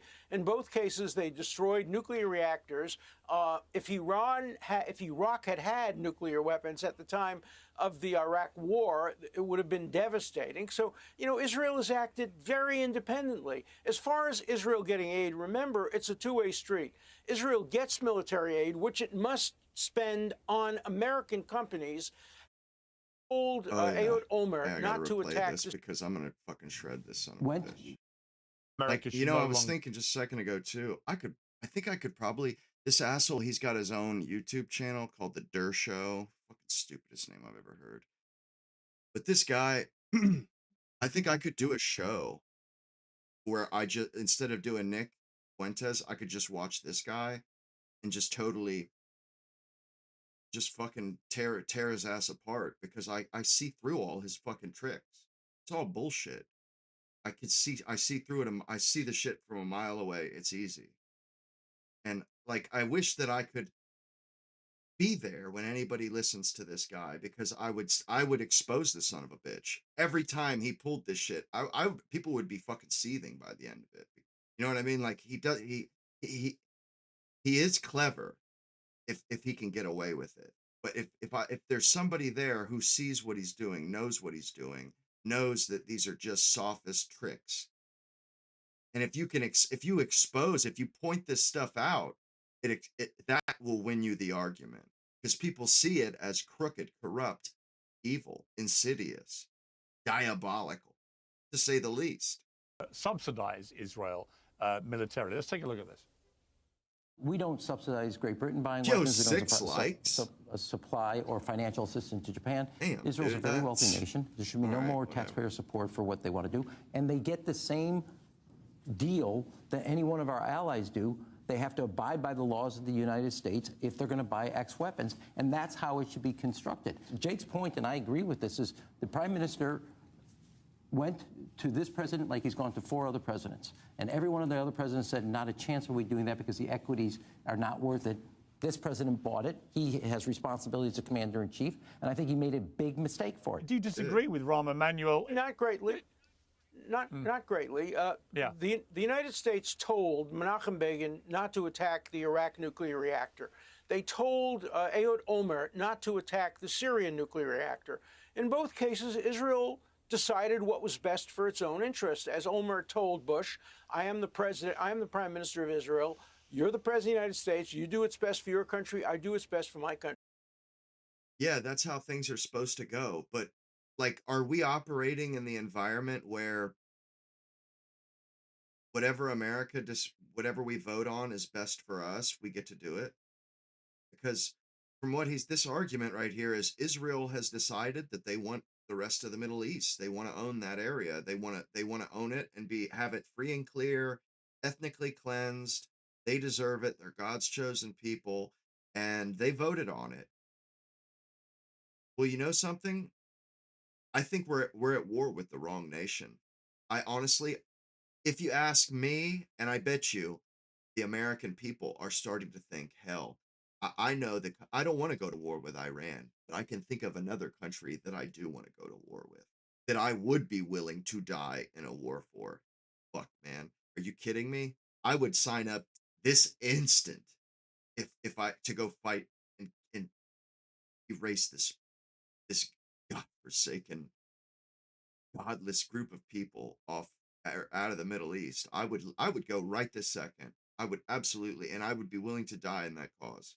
And I've considered it. I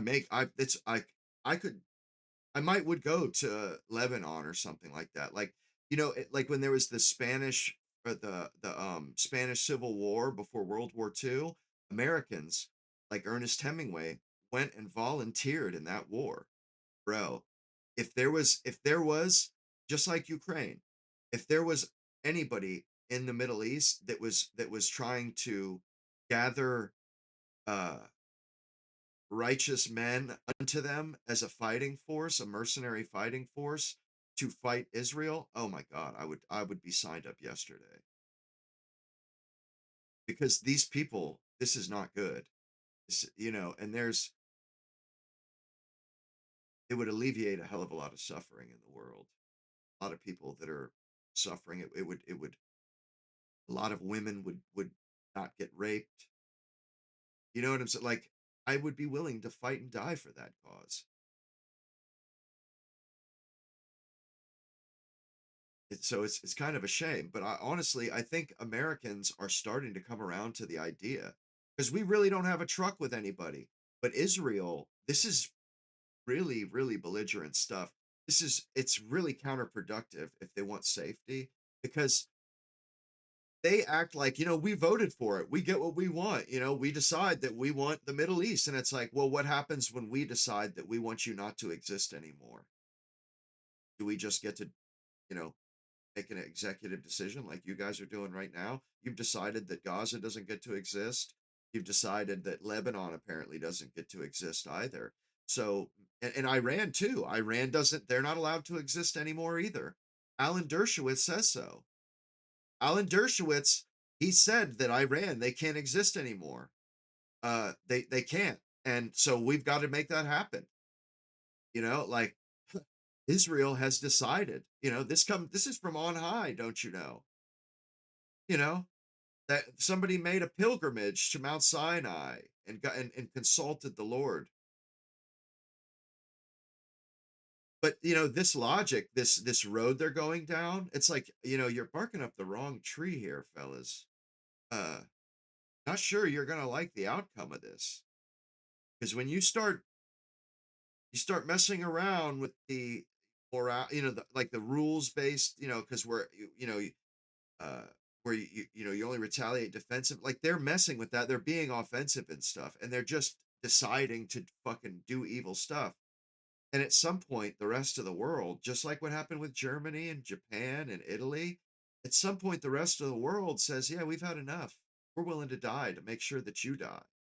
We're willing to sacrifice our lives just to make sure that you don't get to continue on, that you don't get to keep killing and murdering and raping, stealing and pillaging. And they're going to find they're a nuclear country, but you know something? At some point, like, oh, they're a nuclear country, bro. Somebody could create a virus and release it in Israel. What are they going to do? What would they do if somebody created a virus and an antidote, and then they released it in Israel? There are ways to kill this country, to get rid of this country. There are ways to do it. All you need is somebody with two brain cells to rub together, a little creativity, a little ingenuity. It could be done. Nuclear weapons aren't the end all be all. Not even close. Not even close, man. And where you know how humans work? Where there's a will, there's a way. That's a fact. It can be done. And it will be done, I think. That's how it looks anyway. It will be done one day. In both cases, they destroyed nuclear reactors. Oh, and another thing, did you hear him saying, they can't have control of the Strait of Hormuz. We need to find alternate ways of getting. They have a pipeline going through Israel. He's saying we need to stop sending all of our goods through there. Let's let's send them through Israel. They want control of the Middle East. And so if they made the Strait of Hormuz ineffectual and a non-issue, they would benefit. I mean, they know that they would get what they want quit without, you know what I mean? Like they want control of the Middle East, but they can't have it because Iran controls the Strait of Hormuz. Well, if we started, got a pipeline or something and started and built up the infrastructure, the Red Sea or on the Mediterranean, although that wouldn't work for Asia very well. But if we did that, they know that they would be in Iran's position. They want Iran's power. They want Iran's position. They're so fucking, bro. These guys are so butthurt, dude. They're frothing at the mouth. They want the power. They want the power that Iran has. They've known that Iran was this powerful for over 4 decades. They've known this. They've had this in their back pocket. They knew this the whole time. They were just hoping, because let sleeping dogs lie, and that somehow they would be able to break the regime there, because nobody's really fought Iran. They just kept giving in. Like they kept wanting peace. Israel took that kindness for weakness, which Iran, of course, was hoping they would do. And they're so butthurt that Iran is flexing its muscles and saying, you know something, you don't even get to exist without our say so, you pieces of shit. So who the fuck do you think you are? You little pissant 9 million fucking scum. You're bacteria. You know, like who the fuck do you think you are? Who died and made you fucking the emperor? You know, like I'm sure the Persians, the Iran's thinking, bro, this is our fucking Middle East, bitch. This is our neighborhood. We've been running this shit. This has been our block since human beings could fucking talk, practically. You know, like you feel me? And these motherfucking these scum, this scum comes in and they think that they're just gonna start throwing their weight around and murdering and raping and that you know they're just gonna strong arm us. You know, the devil fools with the best laid plans, man. You know, nothing is sure. Nothing is assured. Even something as simple as controlling, it seems as simple as controlling the Middle East or controlling the Strait of Hormuz is diabolically not simple. It's so complex. There are so many different extenuating circumstances and variables. It's the chaos theory. It was the whole point of the Jurassic Park, the whole Ian Malcolm's entire character and his reason for being in that story. The whole point of the story was about this. Humans, they're hubristic. They think that they can orchestrate. I mean, we're good at it too, but we start getting too big for our britches, and we think that we're gods. It's the Icarus story. We fly too close to the sun. Our wings, the wax in our wings melt, and we fall and die. That's Israel right now. They've gotten awfully sure of themselves. Awfully sure of themselves. However, at the same time, if they can pull this off, man, you know, they almost kind of do deserve to be to be ruling the world. Like to pull what they're trying to pull off, they could do it too. Because we've seen behind the curtain slightly with Epstein and shit. But if they pull this off, which fucking Dusher here, he's cocky as a Bantam rooster. He's strutting around like fucking Mick Jagger. The way he's talking, like he's allowing us the privilege of arguing with him and shit. That Israel is allowing us the privilege of life, of living on earth, you know, like because they and that's what they're saying. We're allowing you the privilege of life, and in turn, you have to let us subjugate you. You have to allow us to do whatever we want and rule the world. Otherwise, we will kill everyone. We will take our ball and go home. We will take everybody's ball and go home. We'll take the entire fucking we'll take human beings. We'll just if we can't run the show, then we'll just kill everyone. Because really, deep down at the heart of it, that is the proposition. And it's us or them. It's just, you know, we're going to do all this bullshit rigmarole to finally get to that conclusion. I mean, mark me. You don't have to believe me either. But mark me. It's going to come down to us or them eventually. And Iran's been trying to say this.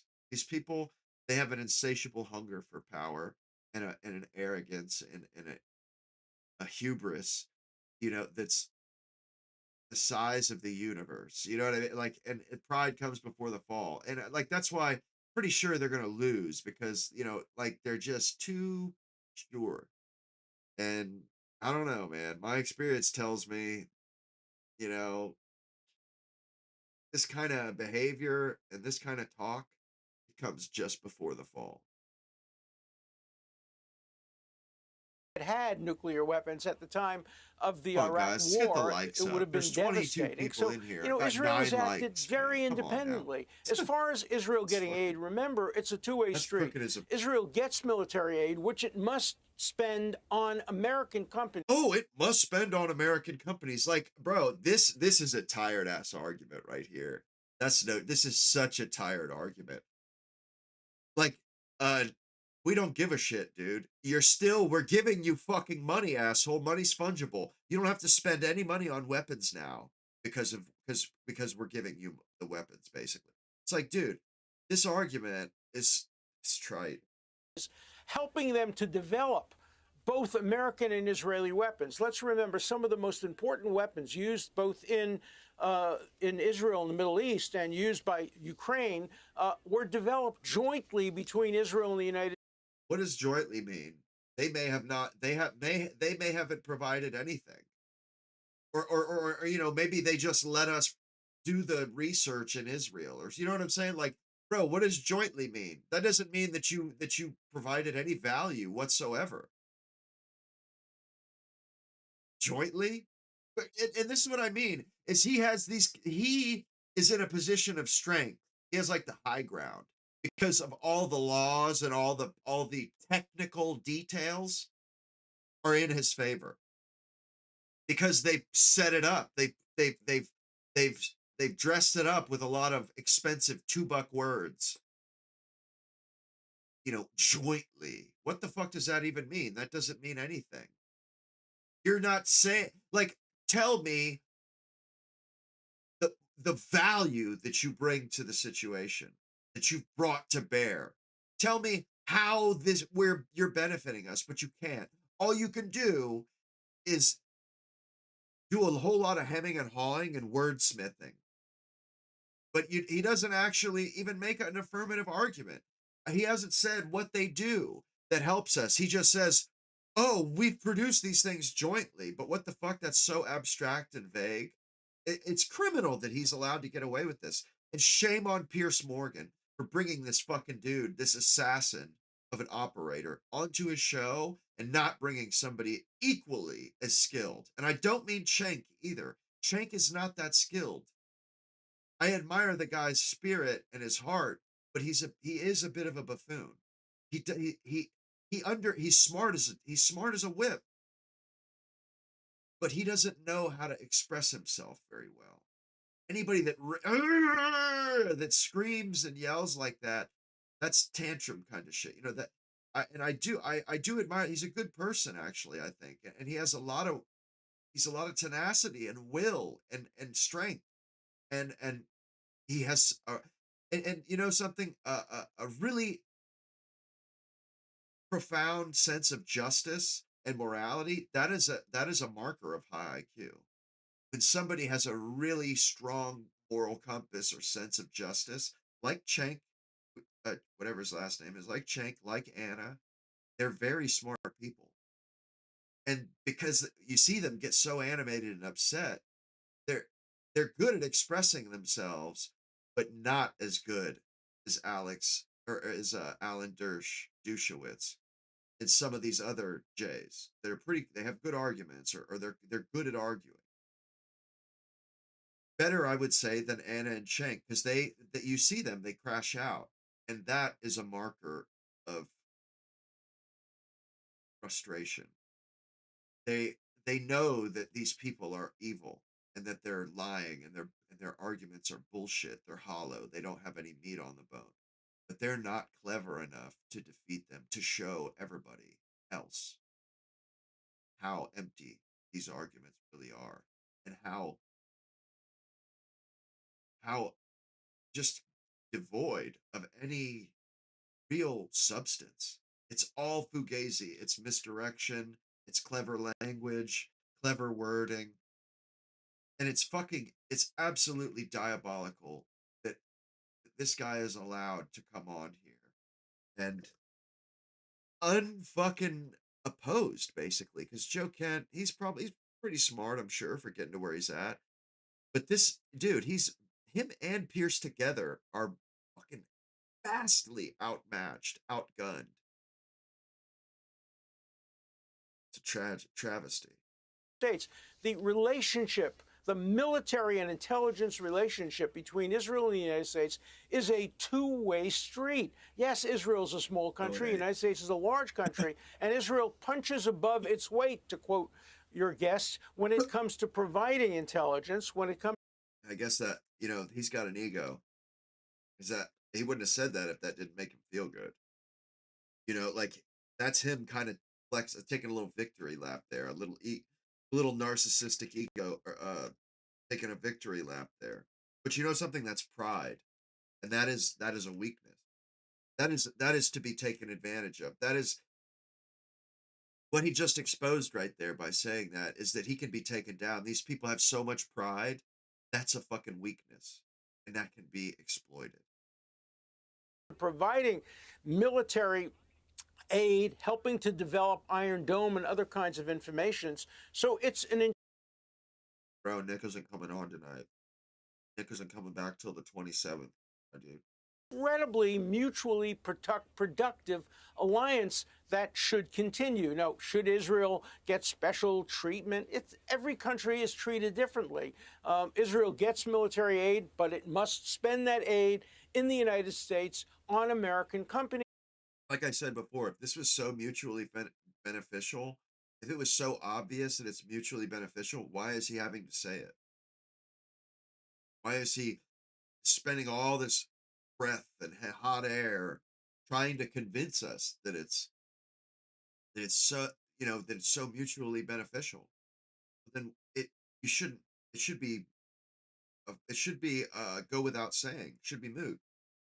If that's the case, we would already know it. You wouldn't feel compelled to keep hammering it home like a good propagandist, a good Joseph Goebbels. You know, we are. This is one of the ways the elites. This is how they rule, man. They, like Nick Fuentes. What happened to him? The way he got smeared. They tried to kill him in the crib. That's what they do, or they bring you on their side. So we're left with no good advocates, no snipers, no, no assassins. Like, I wish I had just said it like that, but no word snipers, no uh, uh, debate assassins. You know what I mean? Nobody. We have nobody. Even Nick Fuentes, he's not that good. He's not all that. I mean, he's good at debate. He's exceptionally good, top 1%. But he doesn't have he doesn't, he can't cut the mustard. Can't cut the mustard. I'm not so sure I could cut the mustard. But I can see that we're outgunned and outclassed, outmatched completely. Because these guys, we have the better argument. We have reality on our side. Still, these guys are still kicking our asses. This is a problem. Which it then uses to help to develop materials that are beneficial to both countries. So it's complicated and it's nuanced, and it shouldn't go back to the notion of somehow Israel is pulling all the strings, Israel is making all the decisions. The United States makes decisions that are essential to its survival. That was true of President Reagan, that was true of President Bush, that's true of President Trump, it was true of President Clinton. And why is it that all those presidents declined to go into Iran? Every other time, what changed? Why did Trump decide to go? What changed, Mr. Dershowitz? Riddle me that. Why is it that the other presidents didn't think that it was a wise choice or a proper way to spend blood and treasure? Why did they all unanimous to a man not agree with Israel and didn't go along with Israel when it came to this? What changed? Why all of a sudden did it make sense to do that? I want to fucking know. How do you account for it, Mr. Douche, Mr. Fuckwit? How do you account for that? The change, the radical change. Fucking decades of foreign policy. Change disappears like a fart in the wind. How do you account for it, you fucking scumbag? Man, we are just so, we're so let down by the thought leaders. Like, so incredibly let down. It's going to change. No Israeli ever tells America what to do. America does tell Israel what to do. Oftentimes, Israel would like to go further, and America says it can't. Sometimes Israel disobeys, as it did with Syria and Iraq, to the benefit of the United States. But most often, it complies with American demands, as it has in Lebanon and as it did in Iran. I mean, what was clear from the New York Times piece, whichever phraseology you want to use, the reality is that the Israelis in that meeting in the White House Situation Room presented a series of events to Trump, which many of Trump's own people highly disputed. In fact, some of them found it ridiculous. But they presented a sequence of events which simply hasn't materialized. So however we want to categorize it or describe what happened, Alan, the truth is that Trump went all in on the Israeli playbook for what would happen if they attacked the leadership in Iran and what would then follow. And what has followed has been nothing like what they said. And in fact, what has happened is Iran could come out of this. It could come, well, sure, but Iran could come out of this more radicalized, more battle-hardened, more emboldened, because they now know they can control the Strait of Hormuz in a way that paralyzes the global economy, and they can put all the Gulf states on notice that they can destroy their business model in a heartbeat if they want to. These are things that were not there as a reality before this. Yeah, but this was not. This was not an issue. Of course they were. Of course they were there. Of course they were there as a reality. They were always there as a reality. They just hadn't happened yet. They were there as a reality. I think of 1935, I see. They Nazi just didn't Germany. happen yet, huh? If Churchill had done it wasn't a reality Trump then, was it? To Iran, if he had destroyed their rocket capacities, destroyed much of their military, the Second World War might have been avoided, even if Germany wasn't completely destroyed. And just how was Mr. fucking Churchill going to do that? Remember, just like Israel, the British people have a fucking say in what they do. Mr. Churchill couldn't just fucking make unilateral decisions, just like Israel has a say. So why don't you shut your mouth with these stupid, spurious, ridiculous, fucking absurd arguments? They're absurd, man. I cannot stand, to see this scumbag just crush everybody. He's not that fucking clever. He's good at this, but he's lost a few mile an hour off his pitch, man. I'm telling you, I've seen this guy argue. I've seen him argue back in the 70s when he was 40. Iran, the way the United States and Israel did, may have prevented catastrophic responses, as was said by Mao Zedong once about the French Revolution. It's too early to tell. I'm not suggesting it takes 200 years. I am suggesting it's going to. Yeah, so if they've got us into this awful situation, but he's so clever, he doesn't ever say, "Yeah, things aren't good right now." When you ask him about was the Iran war a good idea? Well, it's too early to tell, like Mao Zedong said. You know, Mao Zedong, he famously said it, so it must be true. Some months and some years before we see the benefits to the world of what the United States. I'm saying this dude ain't so tough. These fucking people ain't so tough, man. We just got a bunch of fucking stuffed shirts advocating on our behalf. Israel did in destroying the facilities to send rockets, Israel's destruction of Hezbollah, Israel's destruction of Hamas. This will, I think, tend toward a greater peace in the Middle East and in the world. No, it didn't get regime change. That's too bad because, as Mr. Mearsheimer and others have said and shown, Iran will never give up. The only answer, the ultimate answer to what's going on in the Middle East and the world Iran that is will never regime. give up. Iran didn't start this fucking war. It's Israel that will never give up. And that's why I say it's going to come down to us or them. They've decided it's us or them. There must be a democratic regime installed in Iran. They had a democratic regime in the fucking 50s. We overthrew it.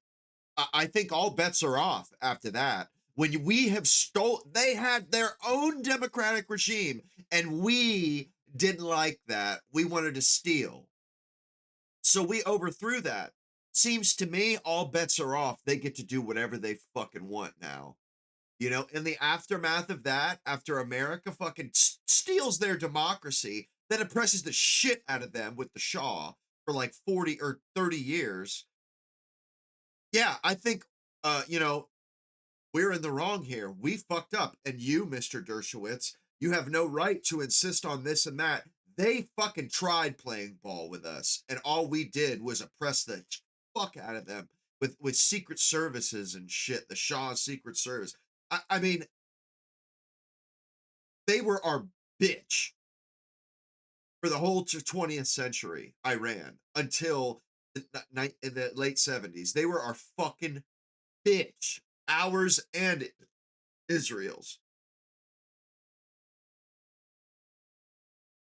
And those people, they have a say too, motherfucker, just like Israel has a say. Well, the Iranian people have a say too, asshole.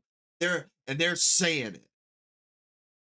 And he's just so upset that they get to have a say, just like him and his ilk, just like him and his tribe. But he doesn't think they should get a say, though.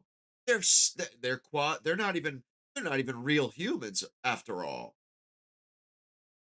It's us or them. Over time. It's us or them. It will take time, but it's a goal that should never be given up. We should not ever give up on changing what is the same thing could be said about Israel. We should never give up on getting rid of those people. We should never give up. We should take up that banner that was dropped in the 40s. We should take that banner back up and finish the fucking job. Dangerous regime in the world since the end of World War II. Nah, it's you and your ilk. Okay, Joe Ken, just finally on democracy. 100%, bro. The poly market, prediction market, says about the Republican presidential nominee for 2028. Evil. So this is life after Trump. They've got $575 million in this market. J.D. Vance remains the front runner on 39%, but his lead is dropping. Marco Rubio just behind him on 20%. Tucker Carlson is on the list at 5%, third on there. Then Ron DeSantis and Don Trump Jr. It's been quite interesting to watch J.D. Vance and Rubio kind of trying to sit out this war in terms of any too much public pronouncements about it. Almost like they know this could become a real sword of Damocles for the Republican candidate in 2028. Is that your sense about what's going on here? Yeah, this is going to be a major issue. I mean, with voters, I think under the age of 50, and the polling showing that margin's moving even more. Look, people don't want to hear these fiery debates anymore about why it's, you know, the eve of World War II and we need to go spread democracy and do regime change Otto. in yet another country in the Middle East. Good one. Again, most people in America just don't care. They're hurting. The economy is on a bad footing. They voted for President Trump. They voted for MAGA, the America First agenda, to do just that, to actually put America first. And now we have a lot of that base that is furious right now because they feel like they were lied to, and our country once again is prioritizing foreign policy and foreign wars that aren't directly in the American people's interest. I think it's very interesting and important for those of us that are deeply steeped in counterterrorism and foreign. At least he at least sticks up for us the best he can. You know, at least he's doing his best. I mean, and he's acquitting himself pretty good. He's not embarrassing us. You know what I'm saying? Like, at least he's not embarrassing us. To discuss, was Iran an imminent threat? However, most Americans know that Iran was not an imminent threat, and they're not dealing with that in their daily lives. What they're dealing with is the cost of living, how unsafe and unclean our cities have become. That's what they're worried about. And so this is going to be a major issue for anybody in 2028. They're going to have to show how they'll actually prioritize the security and the progress and just the, I think, affordability and quality of life for the American people. I agree. Yeah, I agree. and the reality is that putting America first is very important. Yeah. Yeah, but the reality is this an alliance with Israel puts America first. Oh, an alliance with Israel puts America first, does it? You know, you're entitled to your opinion, but you know, when we take votes on things, you know, when popular sentiment feels one way, that should win out. You know, when the lives of millions of people and the opinions of millions of, you know, like We should be concerned. Like he said earlier, Israel, Jews in America, they make up 2%. And Muslims make up less. There are less Muslims in America than Jays. And they want you to think, oh, Sharia law and this and that. But I digress. But, it's as if 2%, because they feel one way, for every one of them, they're equal to 10,000 of us or something, apparently. But like, he sees it his way. He's got his opinion and he gets to argue that opinion. But how many fucking people just as smart as him, or how many intelligent people? I mean, you have literally guys that were just national security advisors. He's in the chat right now, and he's saying otherwise. He sees it the opposite. He sees it the other way. No, this is wrong. This isn't good. And it's like Dershowitz. He's like, but you see, I'm making the better argument. But no, we still understand. Yeah, okay, you win the argument, sure. But we still know what's actually going on here. Like, and they're frustrated that, but our arguments are perfect. Okay, you're clever. You're good at arguing. You're a lawyer. But you haven't, you won the argument, but you didn't convince anybody. You didn't win any hearts and minds. If anything, you just kept from losing hearts and minds. And you may have lost some anyway. Yeah, that's your position. I think the problem is that the polling is so bad. That's my position. For Trump personally, the approval rating is crashing. Those pesky Americans, those pesky common folk, they get a say too. Damn it. They get a say, one vote, just like every J, just like every Israeli. Damn it. To change that. That's why I joined the Republican Party, to help that. Well, maybe they'll see you as the unlikely saint. And you're going to be the harbinger of its destruction. If I have anything to do with it, I want to see that fucking shit. The earth salted with that shit. Like, honestly, I've kind of made up my mind. I think that this ethnicity, I think all of it, everything associated with it, should be banished. This shit should be cast to the four fucking winds, Carthaginian style. Oh, you can live, but you can't tell people that you belong to that group anymore. You can't identify. It's no longer allowed to be identified as. And your genes are your genes. Nobody can change that. But you're not allowed. Like, this shit needs to be outlawed. The whole world needs to say, nah, nope, you can't exist anymore. Your religion doesn't get to exist anymore. It is a danger to the peace of the world.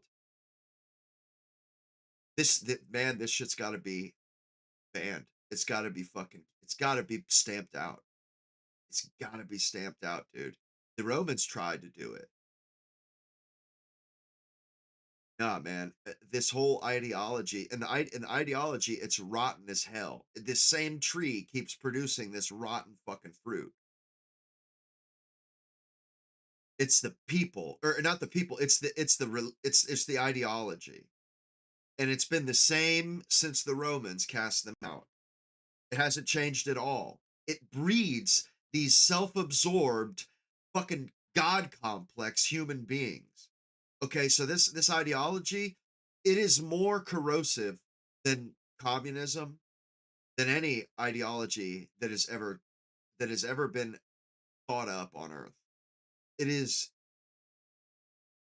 poison, man. It needs to be banned. How do you guys feel about that? Does that make any sense to you guys? Like, people cannot identify as this group anymore. It just needs to be stamped out. Not allowed to teach about it. The literature's outlawed. Just strip them of all this history and tradition. Strip it. Take it from them. And most of it isn't actually tradition. Like their quasi Christmas holiday. They invented that because they were jealous of Christians having Christmas. And their holiday that's around Easter, Same fucking thing.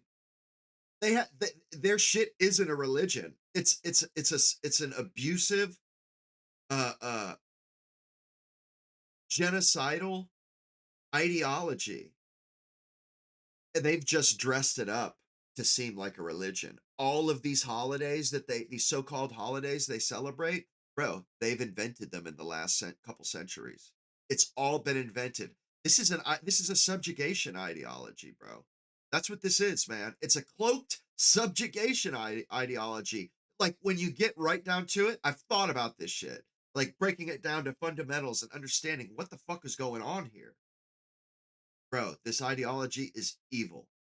It's just downright diabolical. We got to get rid of it. We can't, you know something? These people, let them live their lives, but there's nothing that says that that they're allowed to think this way and to continually this cyclical bad seed shit where they just want it just over and over and over. We have to learn this fucking lesson. Nah, man. After this, I think Germany, they just went about it the wrong way. You don't need to exterminate anybody. Just persecute the ever-loving shit out of anybody that fucking espouses this shit. Cut the shit off, man. Cut it off at this generation. Pinch the shit off. You don't have to pinch off the people. You just got to pinch this fucking ideology off because they're people just like everybody else. That's the only way we're getting rid of this, man. It's like a virus. It's seriously, it's like a disease, man. And it's a mental disease. It's a human affliction. It's something we've been dealing with for thousands of years. When are we going to get wise and stop it? We don't have to kill anybody. We got to stop this shit, though. The Republican Party, Alan, which would be most entertaining. Not a savior, but but somebody who at least wants to put a little bit of his thumb on the scale. Yeah, but I would like a bit of a thumb on scale of this Israeli government too, which I think is a lot of the problem in the perception of Israel around the world. And I feel that not just because I think it, but because many Israelis have told me that, and they're incensed about what Netanyahu. These people are, this ideology is unfit to live with. If they were a roommate, you couldn't live with them. You'd be pulling your hair out. You'd leave. These people are unfit human beings to live with. Or this ideology is an unfit ideology to live alongside. All it does is hurt everybody else but themselves. They hurt everybody else. They take from everybody else to enrich themselves. This has got to be stopped. We can't stop people from wanting to have power and shit, but this ideology, it's becoming obvious that this is a problem, and it's not the people, it's the fucking thought. It's the way that they raise their kids, the ideas and the values they instill in their kids, and who knows what they do behind closed doors. But it's got to be stamped out, dude. It's got to be stopped, man. It's got to be stopped. We can't go on like this anymore. It's not. It's an ideology that they've dressed up to look like a religion, and because everybody can, live by. Bro, the Islam literally set itself up as a subjugation religion, but it is a real religion, and in the end, that's not what it's about. It's about your relationship with God, not taking over other people. Their shit, it's not a religion. I refuse to call it a religion anymore. All of their holidays are made up, man. They're contrived. They're not organic. They're astroturfed. Bro, the story about their Christmas holiday, about the oil running out or not running, bro, that's fugazi. They made that bullshit up. They made it up, man. What fucking rule book? Where's the rule that says that we have to tolerate being oppressed and tyrannized by a fucking minority group of people? And we have to be tyrannized. We have to subject ourselves to tyranny from an ideology. What fucking rule book says that to be a just and righteous human being, a righteous society and culture and way of life and ideology, you have to submit yourself to this kind of tyranny. to this kind of treatment, being spit on, being oppressed, being attacked, women being raped constantly. Bro, they've been raping, oppressing, pillaging, burning, bombing ever since World War II. That's all they've done. When are we going to decide enough is enough? And it's like we don't have anybody that has two fucking brain cells to rub together. The best solution anybody's ever come up with is just killing them, all of them. Bro, that's not required. And they're the only people that are smart enough to destroy this ideology. It's like they're so few and far, but they're like they could destroy it easily, and they've proven that they can destroy just about anything because of this ideology. But there's so the goy that have the chops to take this ideology down. I mean, we took down communism, but we can't seem to take this shit down. It's like we don't have the will. We don't want to take it down. And even like everybody that's dealt with these people, they were all half measures. Nobody had the courage of their convictions. Nobody was willing to go the fucking the distance.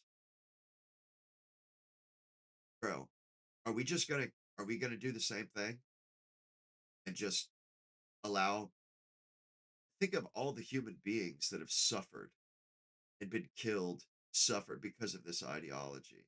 Consider that. Like, was it righteous to just to do the right thing and just throw them out of your country or whatever, the hundred and some times? Now, I'm not so sure that uh, what happened in World War II was the best way to deal with it either. Almost seems kind of like a cop out.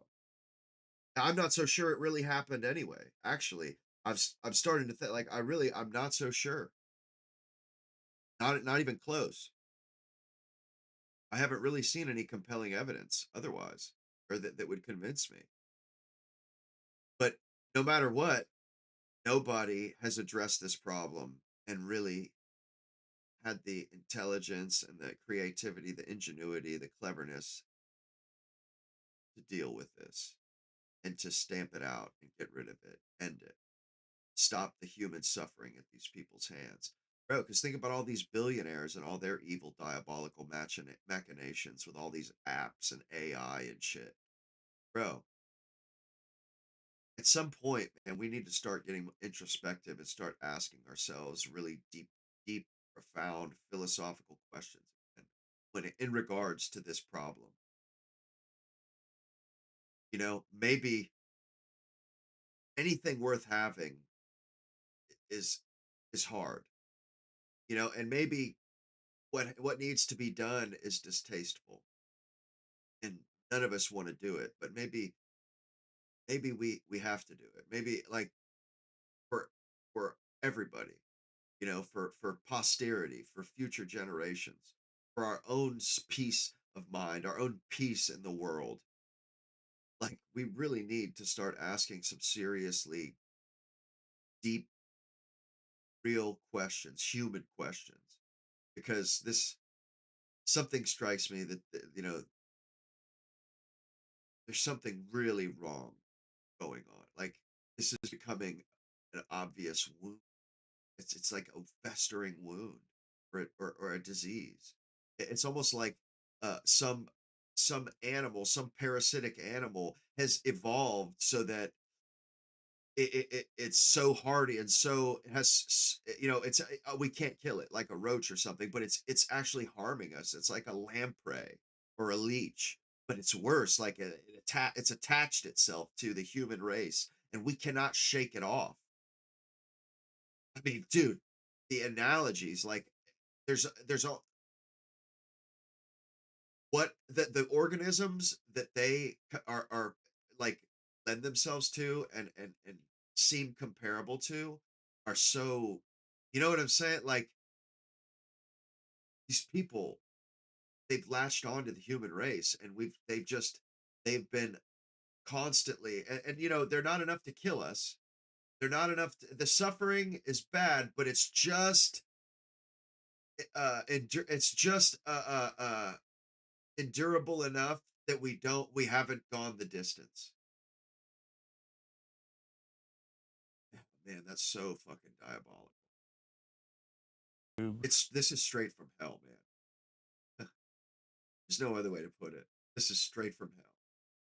If enough Israelis think that, they will change, because Israel's a democracy. So let's see if the Israelis agree with that. And if but when other democracies say they have a problem with Israel, then he doesn't give a shit about democracy then.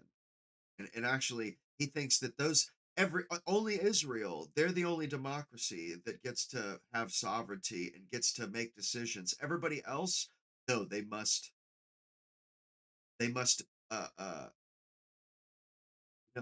to them. They must defer and deflect to Israel. They can't make any decisions because Israel is they are the superior democracy, the de facto seat of global power. Apparently, it's obviously they are. There will be a new election. That's the nature of democracy. That won't happen in Iran, but it will happen in Israel. Yeah. It did happen in Iran in the 50s, but we took it from them. You know, it seems to me like they deserve a pretty wide latitude to fix whatever it is that's stopping them from having their own democracy. You know, but they have a democracy. They have a president and stuff. They just have a supreme leader too, which is also their religious god, basically. You know, the Ayatollah or the Grand Mufti, or whatever the hell they call him, the mullah. That's their god also, and that's their religion. So, like, who are these people to say that they're not a democracy? They're not good. I haven't seen any murder. I've seen Israel murder a lot of people, but not Iran. And I think Iran deserves as wide a latitude as can be allowed. I mean, I wish they had nuclear weapons. You know, they didn't put themselves in this position. We did, and Israel did. And they're just trying to survive. They're in an existential crisis. They've been threatened to be destroyed and cast to the winds. We need to get real and target them the same. Just instead of going after Iran, no, they need to be targeted, singled out, cut out of the herd. They need to be cut out of the herd, man, like they got foot and mouth disease or something. On that note, we can all salute democracy. Thank you both very much indeed. Thank you. Huh. Well, joining me now is the president of the Eurasia Group, Ian Bremmer. Ian, we got to do something. I don't think it's going to happen, though, with the boomers. It's like the system that's been in place since World War II. They won't let go. You know, and they won't allow anybody with genuine intelligence and creativity to get control of the helm, or, you know, get a hold of the helm, the steering wheel. We got to figure out how to do an end run around this. We got to figure this out. You can't cut a fart without these guys knowing what the hell's going on and beating you to the punch. I mean, you know what I mean? You can't lay down a belch, man. They're all over you. We have to lock in and get serious about this shit. Like I'm talking about socially, community wise. Like we need to start gathering and discussing this stuff. Like this needs to be front and center all over the world too. You know, we need like a furore. We need to get the whole country behind us. Like everybody has to get behind us. We need to spread this word far and wide. Like this has got to and start explaining it in the stark terms. Like, yo, it's us or them. They aren't giving us any choice. It doesn't seem that way, but like ultimately, it's going to come down to us or them. You know that old saying, or that old fucking saying? Oh, at first they came for the gypsies and I stayed silent. Then they came for the Jays and I stayed silent. And then they came for me, or whatever, however the hell it goes. Are we just gonna keep fucking turning, just keep ignoring it until it's our turn? How many people do they have to genocide before we decide it's enough and that we're gonna stop it? How many? Like, man, this needs real political weight. I mean, this needs like a warlike footing. You know, like this needs real organization, political organization. Like all over the country, people start organizing and start making this the focus of our entire body politic. Like all of it. This needs to be front and center. We have to fucking confront this because the more we try to ignore it, the more the worse the bleeding gets. It's like an open wound. And the more we try to ignore it, the more we start bleeding out. Eventually, we're going to be bled white. So this has to be front and center. This got to be stopped, man. This ideology has got to be stopped, or it's going to consume us. In the end, it's going to consume us. It's clear. I mean, it's clear that is exactly what they have in their mind. This is what's in their mind, guys. And I'm sure you guys agree with me. I mean, it's fucking obvious that this is what they're fucking playing at. It's what they're playing for. And the longer we ignore it, the longer we hem and haw and fucking pontificate and equivocate and wring our hands and fucking like, yeah, but so distasteful, like, okay, they're willing to get their hands dirty. They'll stop at nothing. Why is it we don't have that same determination and tenacity? They will stop at nothing. But we give up so fucking easy. We just let them walk all over us. Like, I think the West is like so sick. It's just so damn sick. My fucking nose all stuffed up all of a sudden. But it's just the West is so sick. People that are clever enough to solve this problem, like we did going to the moon and shit, winning World War II, our elite human capital have been literally exiled from polite society. Nick Fuentes is a good example. Hassan Piker, even though I don't agree with the guy, but all these different Tucker, all these people, and they're not even smart. I don't think they're smart enough. They're smart, or they help with the problem. They're contributing, but I don't think we have anybody actually that's smart enough that has the connections, the networking, that has we have maybe there's people that are smart enough and have the inclination, but they don't have the power or the tools to do it. And honestly, I haven't seen anybody that impressed me as much as Alan, like like Alan Dershowitz. His debate is impressive. It's obvious how impressive a lawyer he is.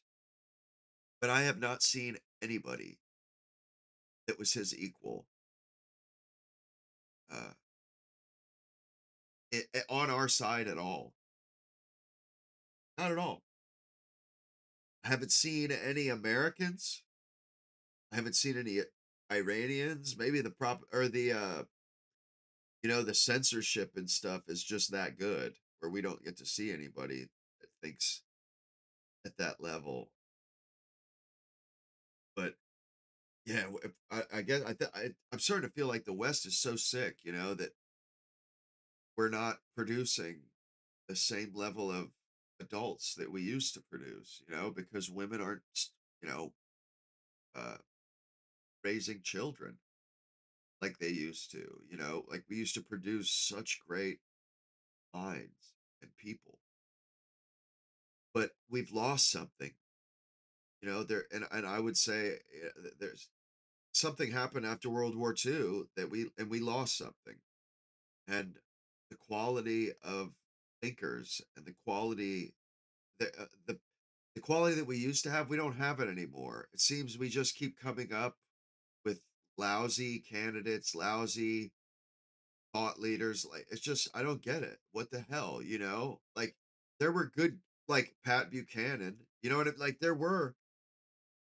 people that were smart, smart enough to do this, but they slandered and destroyed Pat Buchanan with their anti-Semitism bullshit. And then since then, nobody's willing to put their head above the parapet. Everybody's too afraid they'll get their fucking wig split. They'll get the top of their head taken off. They stick their head up over the fucking, and they'll get killed. They'll get clipped. So nobody with any, you know, nobody that could be in Mensa steps up. Nobody with the skill and the inclination and the will, the intellect to to solve this colossal gargantuan problem that human beings, this parasite that human beings, this fucking tapeworm that human beings have been trying to jettison. We've been trying to get rid of it, just get it off of our body. And we haven't been able to do it, or we haven't been willing to do what's necessary. At some point, we need to start thinking as a race of people or as a species. And when you think about it, like, makes total sense that there is a parasitic human, that their evolution survival strategy is to be a tapeworm on for other humans, because humans produce value, and they build things, they grow food.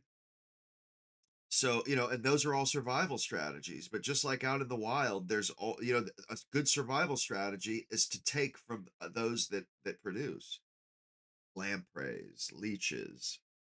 They attach the remores, that they attach themselves to a healthy animal, and that's their survival strategy. Vines, like I said before, you know.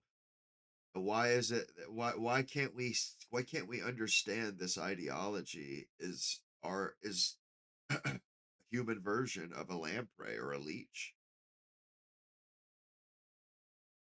Because it's very, I mean, do you guys think, does this make sense to you guys? Am I on the right track here? Am I over the target?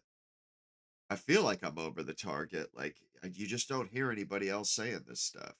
And it bothers me. Why is that the case? Why don't you ever hear stuff like this? Why don't we hear people thinking about stuff like this? And I understand that very few people think like this. Very few people actually come to these conclusions. But why? And the only reason why I'm privy to these conclusions is because I fucking thought of them. But I'm not the only person that's thought of these conclusions. I'm sure of that. But why am I the only person that I've ever heard say these things? Well, first of all, they're good at stamping this stuff out and making sure that I mean, look what they did to the Germans. Bro, they did not, they put the kibosh on that ASAP. And I think they lied, and they they uh they perpetrated a swindle, a hoax. I think that's what they did. They saw that the world was getting wise to their parasitic ways, so they came up with a hoax, with a ruse, and they carried it out, and it was successful. And they're very good at that. They're very good at taking out their opposition. Charlie Kirk, good example. JFK. I don't, I absolutely believe that that's what's happened. Because why is it that anytime anybody opposes them, they get waylaid? They just get their fucking head, their block knocked off. Isn't that kind of funny? Why is that? How is it that anybody that's just so much as raises a finger in opposition to these people, they get their block knocked off? The Germans, Jesus, Romans, maybe, us, Lebanon, Gaza.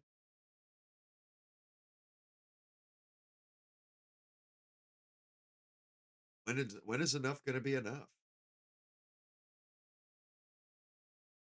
We need to hold like some world conference, not the UN, a world conference that does not include that country. And we need to figure this out and come and figure out a solution that we can all live with, that the whole world is comfortable with carrying out. That way, everybody agrees, and nobody is, held to account later on down the road. Or, like I said, get rid of the ideology. But we need to start thinking in terms of as a species again, because we're not too big for that. We're being targeted for extermination by this group, by this ideology. When are we going to wake up and do something?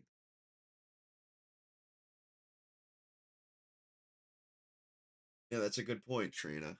That is a good point. You're right. I mean, that's what I was saying. They're very good at taking out their opposition. They will take you out by hook or by crook. If they determine that you're a threat to their existence, that's it. Pat Buchanan, he got the picture apparently. Because he just kind of backed away from everything. And it's like people that know what's good for them, they throw in the towel while they can. Maybe that's all Trump has done, is done what's good for him. Like maybe he didn't want to end up like JFK. But it's like what, they can't stop us all. That's not an excuse. That's the coward's way out. And they prey on that. They prey on human nature and the cowardliness of some humans, or a lot of humans, and the fact that people will choose their own children over the human species. You know, these people will threaten their family or something, so they'll allow them to keep persecuting and oppressing the human race. Well,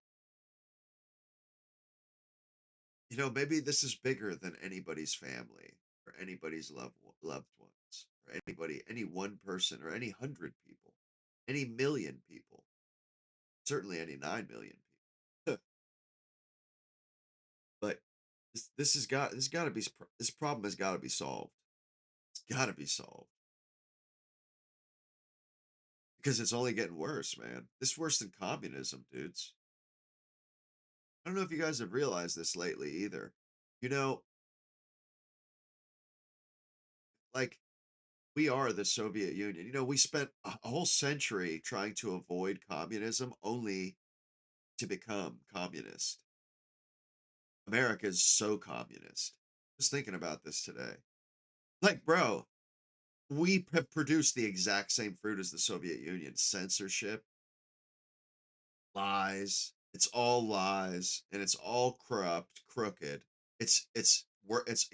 One could say it's worse than communism, or at least as worse. It got us anyway. It's like we beat this Soviet Union, and then it was a mask off moment because they didn't have the Soviet Union as a foil anymore. So they were like, well, we don't have to put on a kabuki theater for anybody anymore. So they just went straight to Soviet style communism. There is no truth in the academia. They lie, and data or studies that come up with the wrong answer, or that the truth is buried.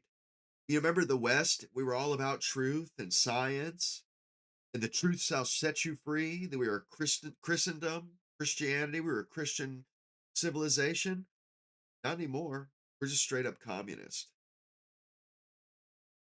Our science is completely, it's garbage. It's rotten to the core.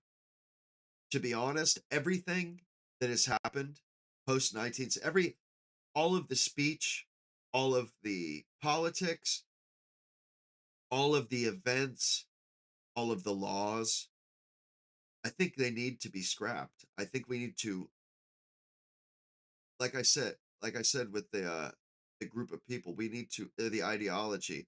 The shit needs to be cast to the wind. All the ideas that have been produced post 1960, they need to be totally scrubbed from everything. Everything. We still need to teach about it and tell people what happened, but not disclose the ideas, the ideology that led to it. Everything post 1960. Shit, everything post World War II, scrapped. Get rid of all this way of life. Get rid of all of it. Everything. And I mean everything. The laws, the ideas, the speeches, the politics, everything. It's all rotten. It is all rotten. It is all the logical conclusion of this ideology. Because we are a post-truth society right now, my dudes. We are a post-truth society. It's tell me I'm wrong. How am I wrong? We are a post-truth society, and that's not Christian. That's just totally discarding the truth shall set you free. Truth. Give me truth before life, before food, before happiness, before pleasure, before all else. Give me truth.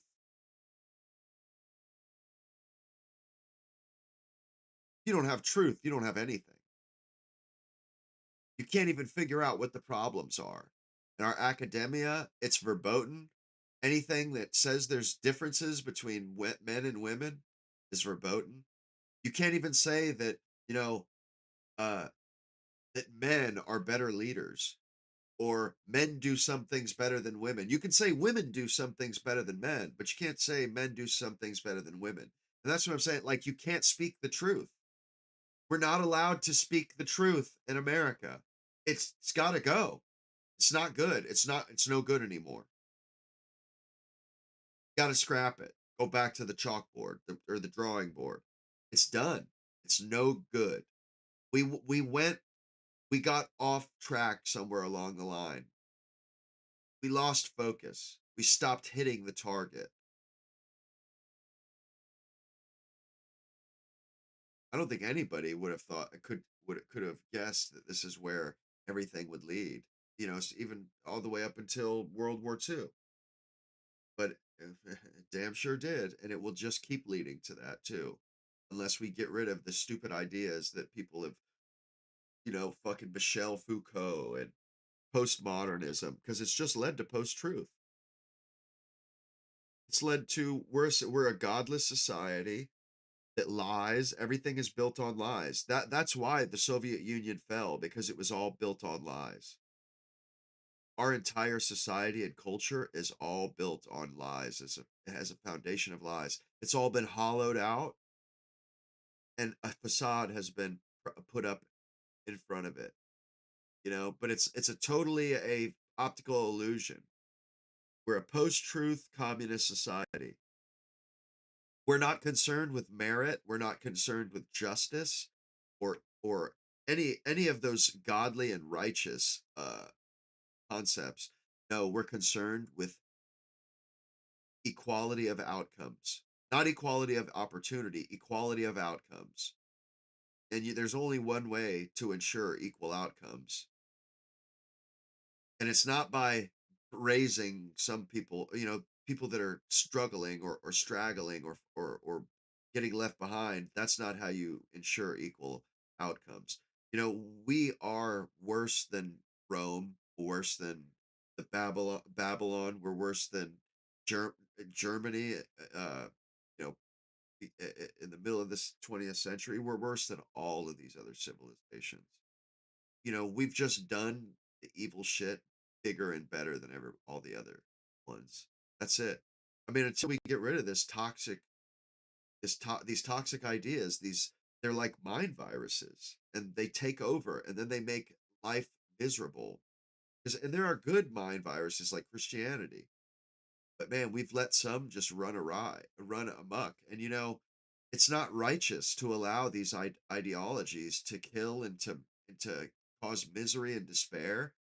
We keep like, and they prey off of our fucking our want and our craving to be righteous beings. We want to think of ourselves as righteous, and if they can get us to do evil shit, or if they can get us to think that we're righteous while we do evil shit, we'll do evil shit. That's because we want to be right. We want to be good. They've just twisted what we've had. They've twisted it into something evil, but we haven't noticed it. We haven't realized that it's all rotten. We still think we're doing right. We're not doing right at all. And it's all this disgust, this awful ideology. It's just led to nothing but misery and bloodshed.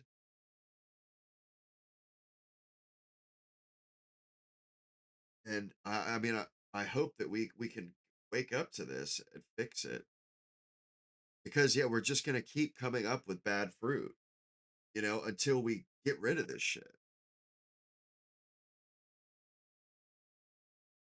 The fact that we're post-truth, we're post-justice, like Irina Zarutska, the guy that killed her, he was let out.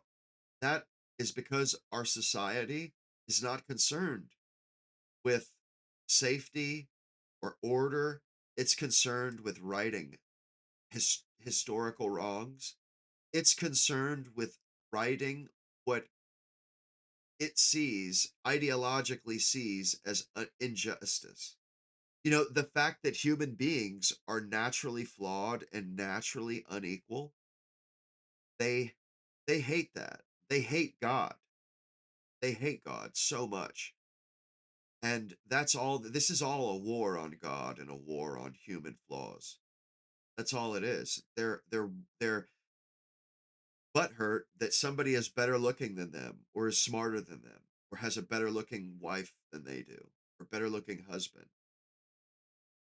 So they want to oppress and tyrannize all of us because they're jealous and envious and resentful and bitter. And we're letting them do it. We've gone along with it. Totally gone along with it. Some of us not willingly, but a lot of us willingly. And now we used to, justice and truth was the number one thing that our society cared about before life. Give me liberty or give me death type shit. But that stuff started changing after World War II. And there are multiple reasons why it started changing. But it started changing. And now it's gotten so bad that our society, our media, what we even talk about and think about is post-truth, post-justice. We've all been trained to think equality of outcome, equity. That's the goal. And that we're willing to oppress and hurt. We're willing to hurt some people. We're willing to injure some people to equalize everyone. That's how we're like dead man. Our culture is a dead man walking already. It can't stand. It can't last. It needs to go. But yeah, we're willing to oppress and injure people and hold them down for the concept and the idea of fairness. Whatever happened to life's not fair? Like reality, dealing with reality and accepting reality. We don't do that anymore. I'm cooking with gasoline here, ain't I, boys? Dude, I'm starting to get good at this shit, man.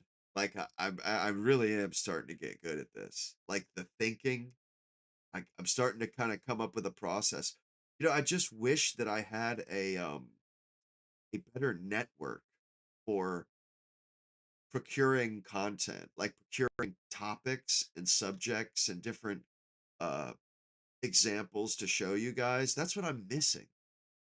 Other channels that are better than mine, what they have that I don't have, and why, I like I don't have as good of a content as them is because I don't have a network of people to rely on. It literally is just me. Just me. I don't talk to anybody else. I just keep my eyes open. And I'm figuring it out as I go along. And I kind of prefer it that way. Like my entire life I've just figured it out as I gone along, and I kind of had to learn shit the hard way and figure things out for myself. And I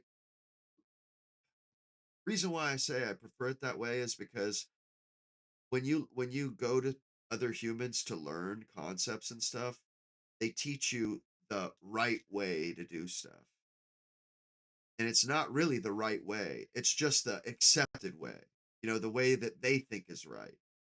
But if when people are, necessity is the mother of all invention. When people are left to their own devices, they'll come up with all kinds of different solutions. Like Alan Dershowitz, man, he's a rhetorical assassin. The dude is sharp as nail, or sharp as a razor blade, but he's as sharp as a razor blade, just like all the other people that learned their craft in college. You'll never be a world changing person or a world changing mind or a world changing uh leader if you just follow a script. You go to school and they teach you how to be a lawyer. They teach you the right way and the wrong way. They teach you how to be the leader, a right way and a wrong way. Well, when you just figure it out yourself, there is no right way and a wrong way. There's just what works. That's why I avoid, relying on AI. I don't use AI. I write everything down. I watch shit and I literally just fucking write down ideas on cards. You know what I'm saying? Like handwrite the motherfuckers. This is like a couple weeks worth, you know? But it's it's tedious and it's work and it's slow, but I love it. I love it. I love figuring things out myself. I love thinking of things that other people haven't thought of. I love inspiring people. I love that you guys enjoy watching. I love that bringing value to you guys that other people can't or don't or won't bring to you guys. I love that. Like that. It's a big deal to me. But I must admit, like I do need help. Like it is hard and slow, and I have to do without a lot of things, like because I couldn't do this if I had to work, go, do tree work every day. There's no way I couldn't do one video a week if I was working doing tree work. Not even one. 'Cause I've tried and I couldn't. But like, and like that's honestly that's why donations and shit, they are important. And I don't like asking, but I have to. I can't be prideful. I kind of have to abandon that pride if I want to succeed. If I want I want to succeed and accomplish the goals that I've set out for myself, and bring what I want to bring to people, to to whoever wants to live, if I can't succeed at that, and and if my pride, if I'm too prideful, if I'm too too vain and too concerned with doing it all myself. So I'm just that's why I said that I need donate, I need help, like, and that's why the memberships matter, you know, trying to I mean, I might stop or I might you might have to uh watch the streams live. I might put the fucking streams behind paywalls. Not the live streams, but the replays basically. Because like I need help, and I'd rather not, like I prefer the Nick Fuentes model, where I don't just hammer you guys with fucking ad reads and shit. A certain amount of ads, like I don't have a choice, because I can't do what I'm doing and not make money. Like you know what I mean? Like I can't fucking, I'll starve to death. So it's like I have to do that. I know Mina hates it so much that, there are ads, but it's like I don't know what to tell you. If I could make it ad free for members, I would, but they don't actually allow that. They don't allow me to do that. Uh, well, I guess I can't do I can do members only live streams, but I only have a few members. You know what I mean? So it's like it's going to take some terminal velocity. It's going to take some inertia before I can start doing stuff like that and giving you, because unless you guys are going to, kick in a little bit, I got to do the ads. I'd rather not, but I got to. Like you got to start somewhere. You got to get it how you live. It's like I don't know any other way, and I am starting to feel like, yeah, I am providing some value, because nobody thinks, I've never heard anybody talk like I talk. Like it's so rare to hear, and honestly, I was cooking so hard last night. I thought I was like fucking, I honestly thought I was Led Zeppelining the bitch. I thought I was bricking or airballing the whole stream. I rewatched it like few hours later after I kind of cooled off. I rewatched it and I was like entranced. I'd like locked into my own stream. Not the stuff about the banjo and shit, but like the last hour and a half, I like laughed out loud a couple times to my own fucking bit. Like, bro, I'm not a, I'm not trying to toot my own horn. Like, I was impressed with my own, and I thought it sucked. Like in the moment, I was like, God, I'm like just ranting and raving like a lunatic, getting all frustrated and shit. But then when I rewatched, I was like, holy shit, this is gripping. Like the emotion came off differently than it felt like I was coming off. Because there's no audience in here, it's just me. So it's, when I'm doing a screed, if I don't feel good about it while I'm doing it, as far as I'm concerned, it sucks ass. You know what I'm saying? Oh hell yeah. Thanks, Heartburn. Hell yeah, 5150. Yeah, yeah, and it was like last night. Oh, really? Yeah, I forgot I did this Texas speech. But after I watched it a few hours later, I was kind of like my jaw dropped. Once I got to the end, I was like, holy shit. Like, damn. And honestly, I think I'm kind of a diamond in the rough actually. I'm painfully aware of how, like, I know a lot, but I'm painfully aware how much I don't know. Like Alan Dershowitz, he has gone to school for this stuff. He has been trained by experts. I haven't. You know what I'm saying? So it's like I'm definitely, I'm a little bit self-conscious about that. Although not really. I mean, I know I have I've I know a lot of shit. I know more than most people that have gone to college. But at the same time, I have no formal education. You know what I'm saying? So it's like I'm kind of a biased observer of my own situation. When I rewatched it, I was just like, whoa, I just it did not come off that way at all. I'm sure you do. I mean, that's fine. It doesn't bother me. I'm not the smartest person in the world. I'm not the best person in the world. I'm not the best looking person in the world. I'm not the fastest, not the best at anything.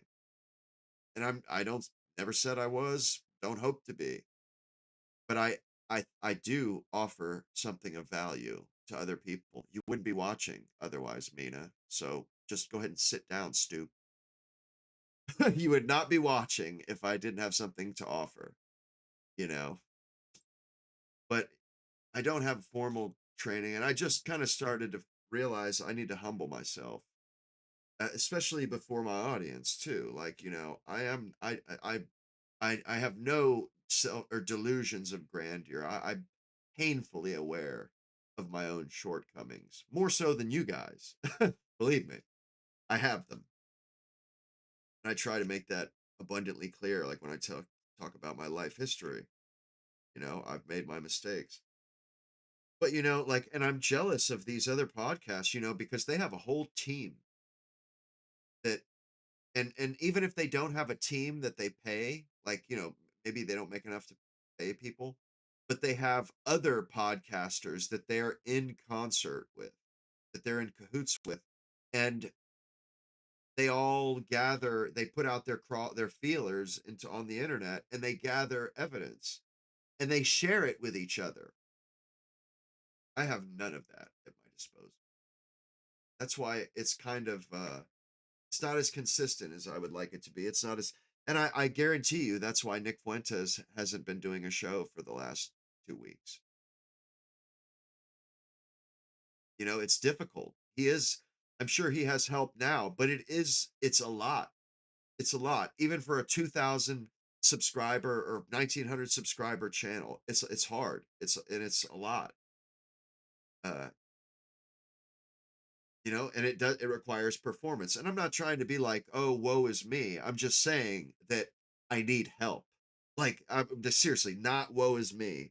Just I'm trying to accomplish goals here, and I'm finding that it's more than I can handle myself, which I haven't. That's kind of a new for me. To have to ask for help and have to kind of humble myself. I'm not used to that. I'm not used to humbling myself to people. But something, I actually believe in what I'm doing, and I actually want to do great things, and would like to. I see there we're ready for change. We're and there's a need for people like me that are thinking about this shit, because you know and and we need humans as a species. We need people to look out for the herd. That is a survival strategy, like in the Serengeti that I'll see when I go to Africa. But like that's how zebras survive. That's how they and defend against lions. For like every family of zebra, there'll be like one male and six females and a couple kids. One zebra always has their head up and is looking around. They have lookouts. One zebra is always looking. So the other zebra can have their heads down and eat their grass. So we need that. You guys are busy being people, living your lives, doing your jobs, raising children, uh, living your lives so that society can get on with getting on. But we've got to have lookouts. We've got to have lookouts that are watching for the predators, because man, we are kind of a herd. We are kind of a herd of sheep. And we've got to find a way to identify the people that are best suited to be those lookouts, and the people that have the courage of their convictions. Good people, God-fearing people. Maybe that's not me either, you know. Maybe in the measure, in the balance, uh, I will be found wanting. That's fine. But you know, I have something I have value, and I understand that now. I can see it. And it would be wrong of me to hide that under a bushel. It would be immature, it would be childish, and it would be selfish ultimately. And yeah, I would like to get paid for the value I offer, but that's, rightly so. You know what I mean? Like, not trying to, I'm not some fucking twisting my mustache. I'm not some fucking Jay, but I would like to have, a decent standard of living, because this is a value. We whether, I don't matter. That's not what I'm talking about here. I could be dead 10 minutes. You know what I mean? Like, I really don't matter. But we need people that can do this, that can look out for us. And those people have to eat too. You know what I'm saying? So it's like, and that's what the media used to be for. It's like, uh, human beings have always set aside a little bit of food or set aside a little bit of money so that they had lookouts. It used to be, elites or noblemen and stuff, they lived for free. They had a great standard of living and they didn't do any work because they protected people. Well, we need that whether we like it or not. So we're always going to have a need for people to look out for us. And that gives people a lot of power too. But whether we like it or not, there are sheepdogs and there are wolves. And if we're such skinflints that we're not willing to pay sheepdogs, the sheepdogs will just become wolves and they'll prey on us anyway, because the sheepdogs aren't stupid. They could be wolves, but they'd rather not be wolves. If they can live comfortably, they would rather protect the herd. But if the herd insists that they must starve, then they will become a wolf because they're intelligent. They don't need to work. There's and that you could look at that as kind of parasitic. It is somewhat, but it is the sheepdogs are offering something, and there is a point where the sheepdogs are just running a protection racket, like mafia. Where they're literally, oh, nice society here. Be a shame for anything to happen to it. I mean, that is a potential issue too, a potential outcome as well. But we've got to take the chance because we know the wolves are out there. We know the dingoes are circling the herd. So we got to take the risk, whether we like it or not. We're taking that risk already. We don't have a fucking choice, you know. So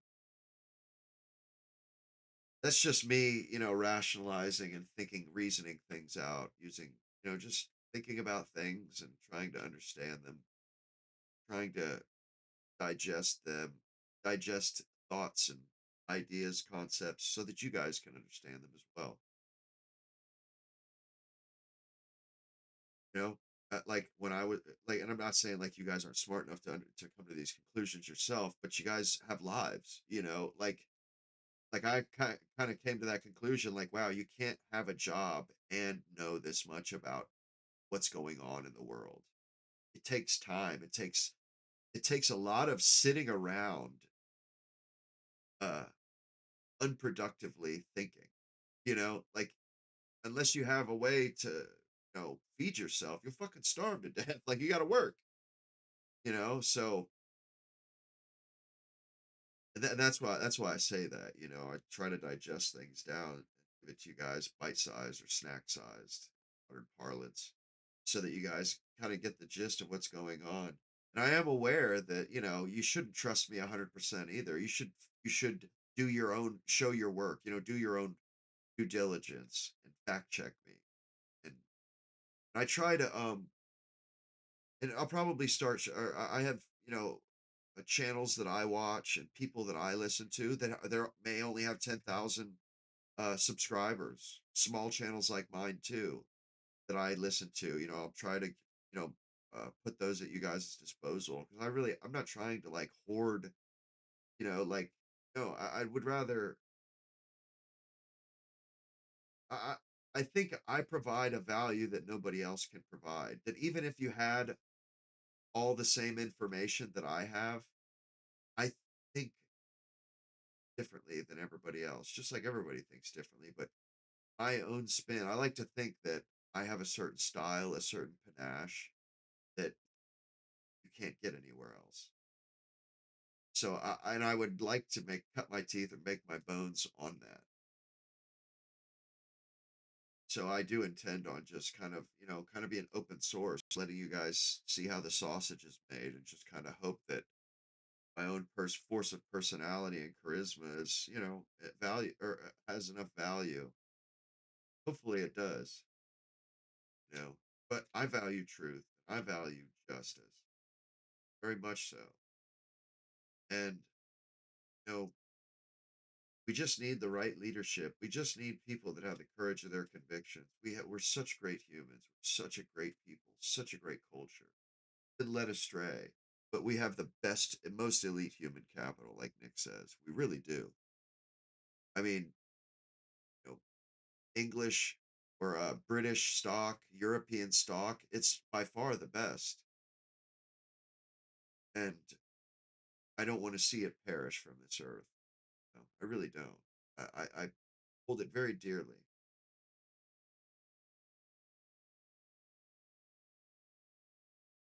And I was thinking earlier today, life is fucking hard when you're not getting pussy, man. It really is, dude. I was thinking about this earlier. I was like, fuck, like, goddamn, dude, it's so much harder to live, to endure this shit. Way I said that shit and it cut the stream off. That's so hilarious. That's so hilarious. That cut the stream off right when I said that shit, bro. That shit was fucking funny as hell. What are you talking about? What drug am I on? I'm not on any drugs. What are you talking about? You can hear. What are you talking about?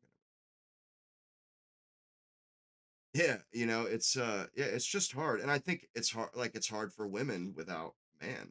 Like I don't want to be vulgar and say it. Like that kind of slipped out. I try not to be. I'm trying not to be as vulgar, but it is hard when you don't have, when you're not getting your needs met. Shit is difficult. It's not that it's difficult. It's just it's more miserable. It's harder to deal with it. It's harder to cope. Like it just is. I feel like I could literally live out of a tent, if those needs were being met. I would have no problem. I could deal with the heat and all that shit. But if that's not a part of the equation, like nah, I'm not willing to deal with the heat. And it's like fuck all that shit. Yeah, you know what I mean? Like seriously, it is. I just kind of just admitting it. Like, man, it's no fucking great shakes. Wouldn't wish it on my worst enemy. That's why you gotta fix it. Gotta be fixed. Don't have a choice. Gotta do it.